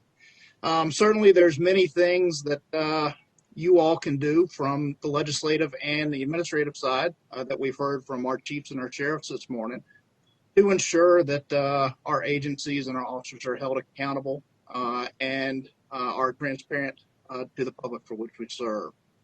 And undoubtedly, over the next few months, you all will be engaged in very purposeful and meaningful debate on what this will look like and whether it will be best served as new legislation or handled by the regulatory bodies such as Department of Criminal Justice Services. I ask that you, as you enter these debates, we put our partisanship aside, because today is not the time to call ourselves Democrats or Republicans, but time to call ourselves Virginians and move forward as such. As we do engage in these discussions over administrative, operational, and training issues, I ask that you don't forget about the dollars that it's going to take to implement these things. As a regional academy director, my budget is very, very, very thin. I walk a very tight line to make sure that we can stay operational. And any unfunded mandates that would come our way would put a undue burden on my training academy. And while I can't speak for the other regional academies, I'm almost certain it would put a very hard strain on them as well. As we focus on how to best change the culture of policing, I also ask that not only do you take a look at changes for policing, but look at the moral and the social issues that have been delegated to the police, much as like what we've heard today. As a society, we've grappled with issues such as mental illness and addiction, and as we grapple with those, we have increasingly asked our police to step in. I ask that you find solutions to remove police from the front lines of mental health disease and work to repeal laws that have been shown to have a disparate impact on our communities of color and our most economically vulnerable populations.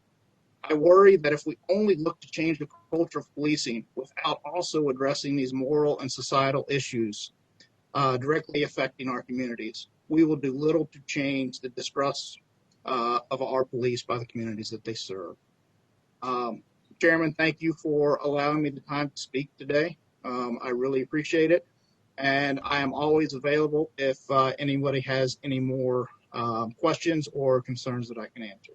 Thank you, Mr. Harvey. Thank you so much for being here in your testimony. Next speaker is Dave Rogers.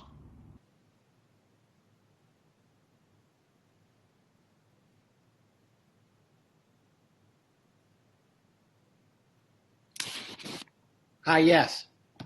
Hi, Dave. Mr. Rogers, Hi. thank you for. Certainly, thank you for having me. I'm Dave Rogers. I'm a long-term resident of Hampton and retired police officer from the Hampton Police Division. I served from 1977 to 2005, retiring with the rank of lieutenant.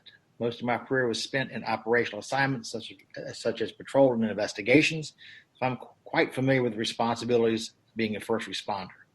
My goal today is to give a voice and support to those who are now serving and provide information to those seeking changes in policing policies. It is my perception that policing and law enforcement officers in general are under attack and being blamed for unresolved social problems. There are demands that the police should be removed from a number of social issues, defunding is the popular term, and there are calls for police reform. Mental health and associated homelessness, domestic violence, and police in schools seem to be the issues most often mentioned. Current police responses to these issues were created by previous reform movements, and now that they are under attack, those that were promoting it don't stand up for them, and that is left to the police to defend policies that others wanted in place. I contend that it's perhaps society that needs reform, reevaluating what it really wants from its police officers. Having a social services component handling these matters would be a full-time operation, around the clock, nights, weekends, holidays, working outside the normal work week. Responders would have to learn to work under all types of conditions, including violence, poor environmental and sanitary conditions, and extreme weather, just like the policemen are doing now. Domestic violence has an even more urgent need for immediate response. Current state law was promoted by domestic violence advocates in the mid-1990s, and maybe some of you delegates were voted for it back in the day.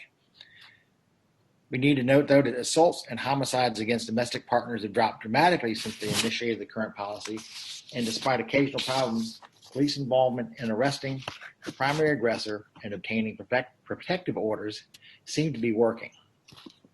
The removal of police officers from schools is another demand of protesters, and this is supported by some teacher groups.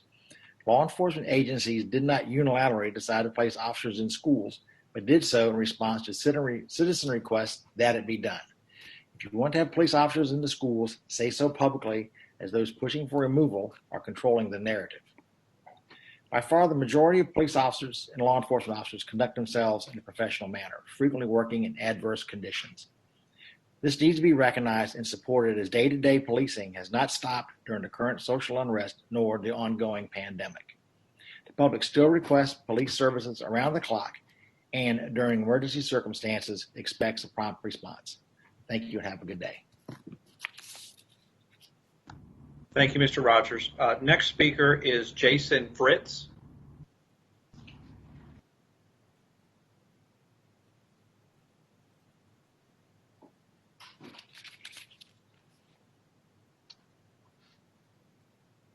Good afternoon. Can everyone hear me? We can hear you. Thank you, Mr. Fritz.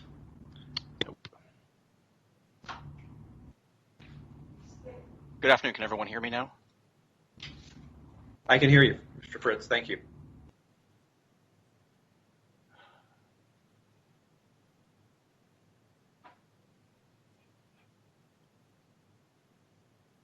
Are you there, Mr. Fritz? Good afternoon. Can everyone hear me? I can hear you. I don't think you can hear us. I just see. Yeah. Mr. Fritz, can you hear us?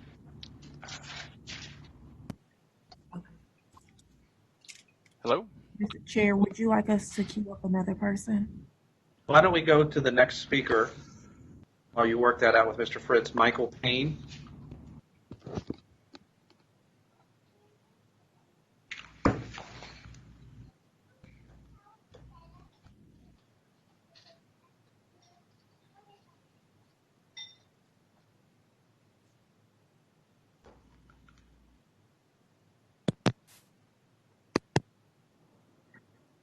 Again, I can't hear you if you can hear me. I'm sorry.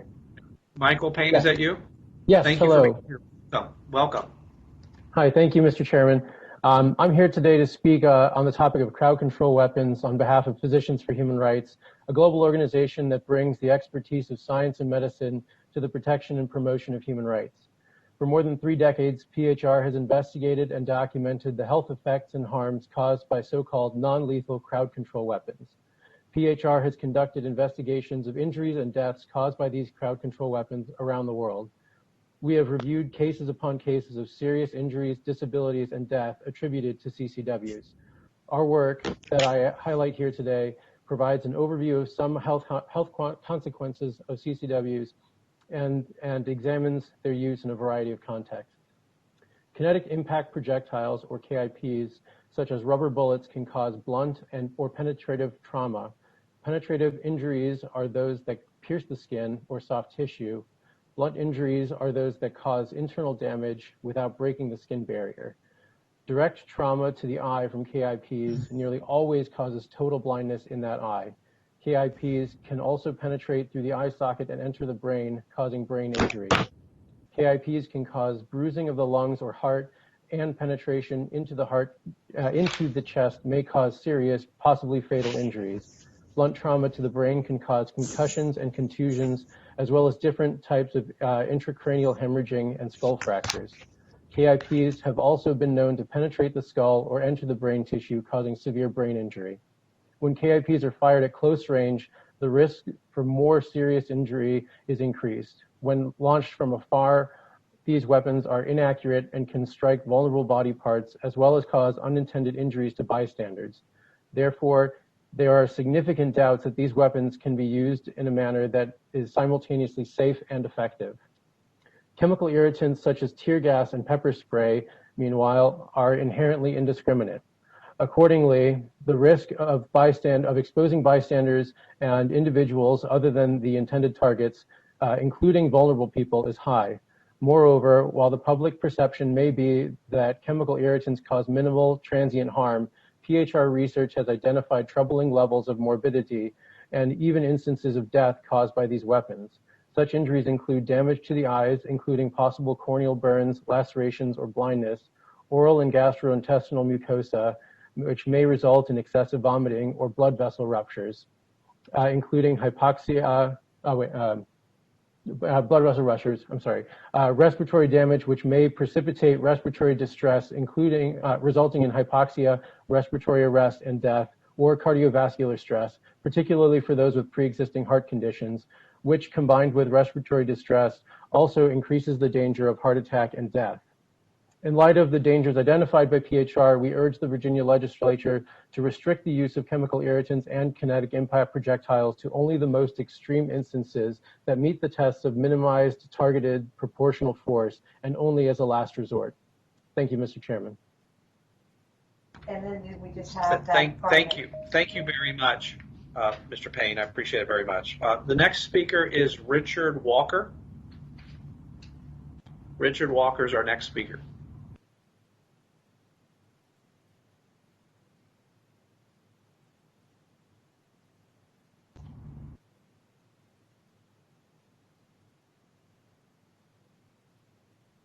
Hello? Hi, Mr. Walker. Good afternoon. Richard Walker here. I appreciate the time.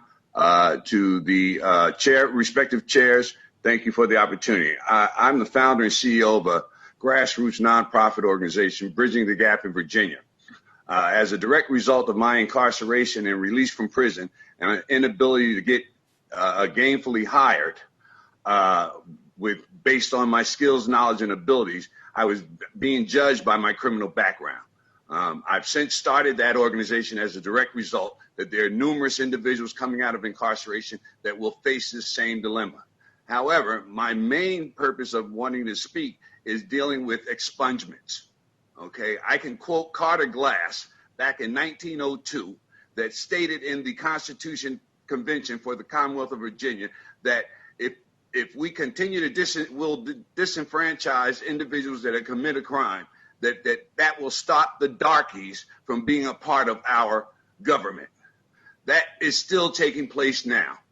It's time to change the narrative in the Commonwealth of Virginia. It's time to allow for individuals to have a piece of America, by expunging or sealing their records for 8 years or beyond would help individuals to be able to take care of their families more efficiently, to be able to become more self-sufficient, will be able to move forward in life and reduce the crime, reduce the welfare rolls, and will make more persons eligible to move forward in life. This has been a pet peeve of mine since I came home from prison, back in 2005. Also, in this past General Assembly, I was so disheartened because the bill was presented in 8 different persons, 8 different patronages. And I was heard to be told that it has to be killed. That went directly to Delegate Scott, who was the only one that was able to present his bill. I since wrote the bill myself in 2019 and gave it to Delegate Dolores McQuinn, which Delegate Lindsay took it up in 2020. At some point, we need to disclaim what Senator Glass said in 1902. As far as I'm concerned, I still believe that this is a way of keeping the darkies out of the government by keeping them disenfranchised from participating in the government and the Constitution of the Commonwealth of Virginia. At what point do we stop this? At what point do we have the individuals in the Commonwealth of Virginia move forward? I've been pioneered in ban the box issue that got the ordinance passed in Richmond, supported it in other municipalities to help individuals get gainfully employed. But expungement is ideal. I have individuals that committed crimes 20 and 30 years ago, that cannot get their records sealed, and I'm not talking about mainly violent individuals. I'm talking about nonviolent individuals. You have close to 350,000 individuals in Commonwealth of Virginia that are convicted felons that should be eligible to get their. Mr. Walker, can you please wrap up, please? Right. So I implore you, please let this come up in legislation to be changed, and also the other thing that needs to be changed, automatic restoration of rights. No one's rights should have been taken from the beginning. That this was something that was constitutional to the United States Constitution, that Virginia should not have the right to remove individuals from having the ability to vote for their voice in the government. It's just thank you, Mr. Walker. Washington, D.C. went through. Thank you so much. Thank you very much. Thank you for your time. Our next speaker is Juliet Hisney. Ms. Hisney, welcome. Thank you for being here.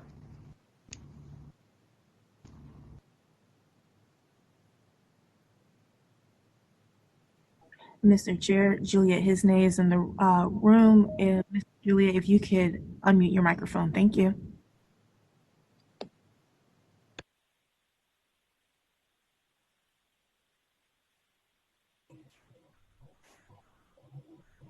Ms. Hisney, are you there? Can you hear us? I am here. Can you hear me? Welcome. Thank you for being here.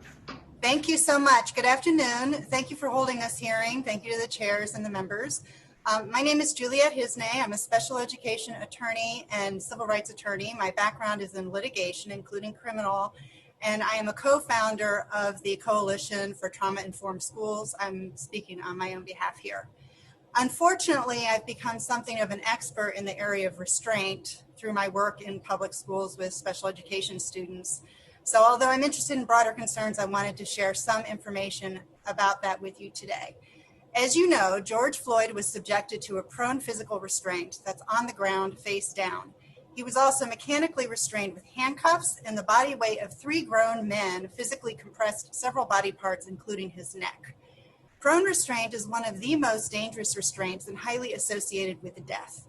Virginia is in the process of issuing regulations prohibiting prone restraint in public schools.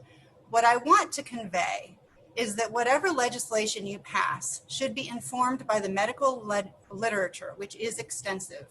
Regulation of restraints was first addressed in the hospital setting where very significant restrictions are in place. Restraint is known to result in death, but the cause of death can include not only asphyxia, but also cardiac arrest and thrombosis. In addition to crush injuries, emotional and physical stress of restraint results in a catecholamine rush, a massive release of chemicals by the adrenal glands. Catecholamine rush can lead to multi-system crisis, including organ failure. Once an individual is taken to the ground, it can be difficult to avoid a level of force that becomes a risk to both the police officer and to the detained person. Such techniques need to be strictly restricted. It is essential to make sure that the restrictions on the use of restraint by law enforcement address not only the prohibition of a particular hold, but also prevention. Deaths will continue to occur in Virginia if current use of force protocols are not changed. The use of electroshock weapons, such as tasers, also creates a high risk of injury or death. Those with mental health conditions, including trauma history and disability, are at particular risk. In 2017, 15-year-old Jeremiah Fleming died at the North Springs Therapeutic Residential Program during a physical restraint. Although the staff member was charged with homicide, the staff member was found not guilty because the defense presented evidence that a heart problem contributed to the death. It can be nearly impossible to obtain a criminal conviction for this type of death, even when the evidence is clear that the restraint was never justified and the person was alive before the restraint and died during the restraint. For this reason, I strongly encourage you to consider eliminating qualified immunity under state law so that victims of excessive force and their families can pursue private tort claims when civil rights are violated. I hope you will take this information into consideration during the special session in August and as necessary, the upcoming 2021 session. And as a final note, I need to convey to you the seriousness of what is happening in our public schools. Qualified immunity also needs to be addressed in the educational setting. We are experiencing thousands of restraint and seclusion episodes across the Commonwealth, and it is a violation of the civil rights of children. Children should not be ignored as we consider our reform efforts in the Commonwealth. Thank you so much. Thank you so much, Ms. Hisney, for your time. We appreciate your testimony. Our next speaker is going to be Jason Fritz. We're going to try him again. I have all hope, no pun intended, that he will be able to get in. Jason Fritz. Good afternoon. I think that we may have solved our technological issues, and I apologize for what happened earlier. Good afternoon. My many thanks to the chairs, the opportunity to address this joint committee. My name is Dr. Jason Fritz. I'm a lecturer at Johns Hopkins University's Center for Advanced Governmental Studies, but today I'm only representing myself. My research includes the study of police militarization, both at home and abroad, and I will focus my comments on police militarization here in the U.S., specifically Virginia, of course. Militarized policing has come to the fore of public discourse since the aggressive law enforcement response to protests in Ferguson, Missouri in 2014. And of course, recent police responses to protests across the country this summer have shown this is still a problem, and it is a nationwide problem. It's not a local problem just in Missouri. And it is a problem based in equipment and mindset interactions between the police and the public. There has been ample research, including my own, that shows that police militarization is not correlated with violent crimes across the country, and this is specifically true also in Virginia.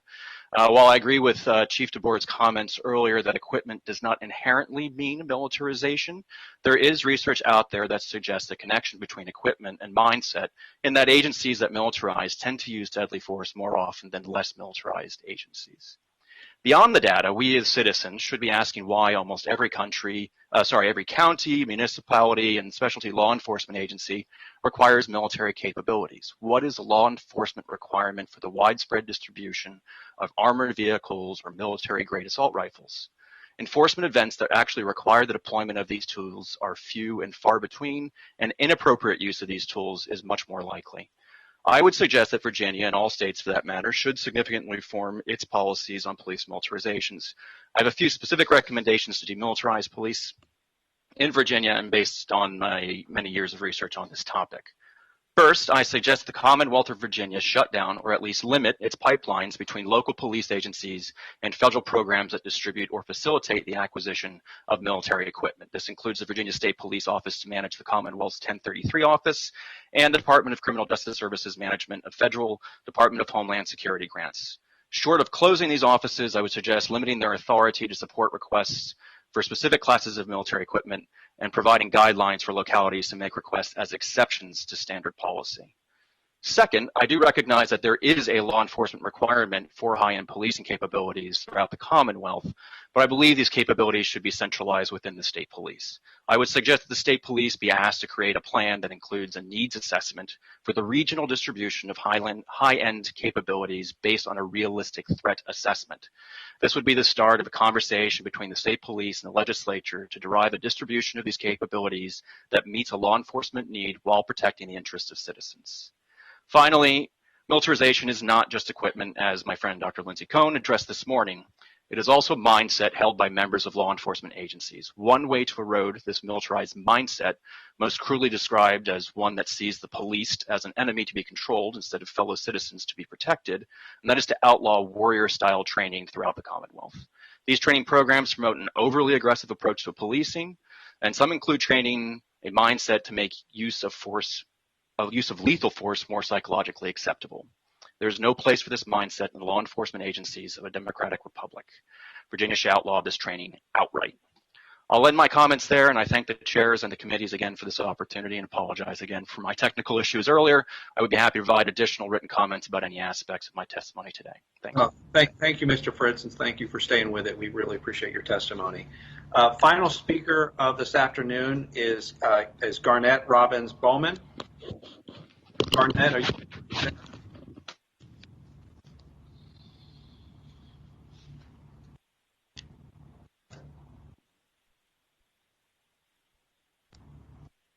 Mr. Chair, Garnett Robbins Bowman is in the meeting. Garnett, welcome. Thank you for being here.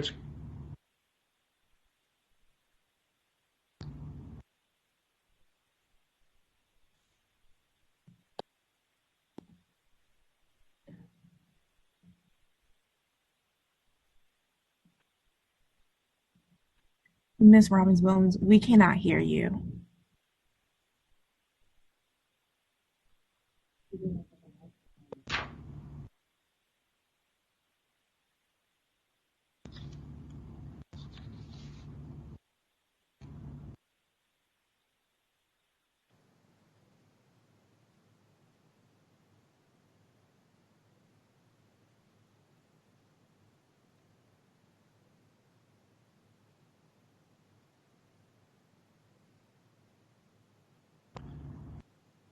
Well, that is our last speaker. Do you think you might be able to get Ms. Robbins Bowman?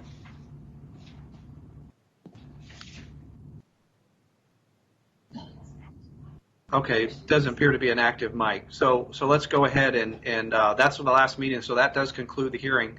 Before we adjourn, though, I do want to turn it over to Leader Herring to talk about the next hearing, the next steps for us. Leader Herring. Thank you, Chairman Hope. Our next hearing is July 29th at 10 a.m.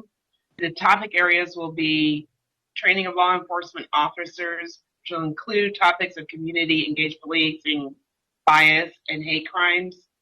Then we will be talking about Commonwealth attorney bias, as well as judicial bias and mandatory minimums. So thank you so much, everyone, for being here, and I thank our guests so much and our public who have taken the time to share their thoughts. Thank you, Leader Herring. I'll turn it over to the clerk to see if she has any final announcements. Thank you, Mr. Chair. This is Cheryl Wilson. Just a few announcements. The presentations from today's meeting have been posted on the meeting webpage and are available to the public. Written comments submitted, we will be checking those daily. We will continue to send those to members and post them online as they are received until there are no new comments. And Mr. Chair, if I may, I believe I saw the members who didn't answer the roll call earlier come into the meeting, but just for the record, if I could call these names, and if you hear your name, please unmute your microphone and indicate your presence. Delegate Corey. Delegate Corey. Delegate Lopez. Hello. Kay, you want to speak? Sorry, I couldn't unmute. Yes, I've been here throughout the hearing. I'm going to mute again. Thanks. Delegate Lopez, I was here 15 minutes earlier than my system died, but I got back on as fast as I could, and I've been here the whole time. Thank you, sir. I thought I'd seen you. Delegate Lindsay. I'm here. Thank you, sir. Delegate Sullivan. I'm here. Sorry to have been a little late. That's all right. And Delegate Price, I've got you, ma'am. Delegate Heretic. Yes, I'm here. All right, great. Mr. Chair, thank you. That completes our announcements. Thank you, Cheryl. I know it's been a long day for everyone. They were able to get Ms. Robbins Bowman into the queue. I know it's been a long meeting. She's been waiting too. I'd like to hear her testimony, so if we can indulge the committee will indulge me. I'd like to recognize Ms. Robbins Bowman. You have 3 minutes, Ms. Bowman. Welcome.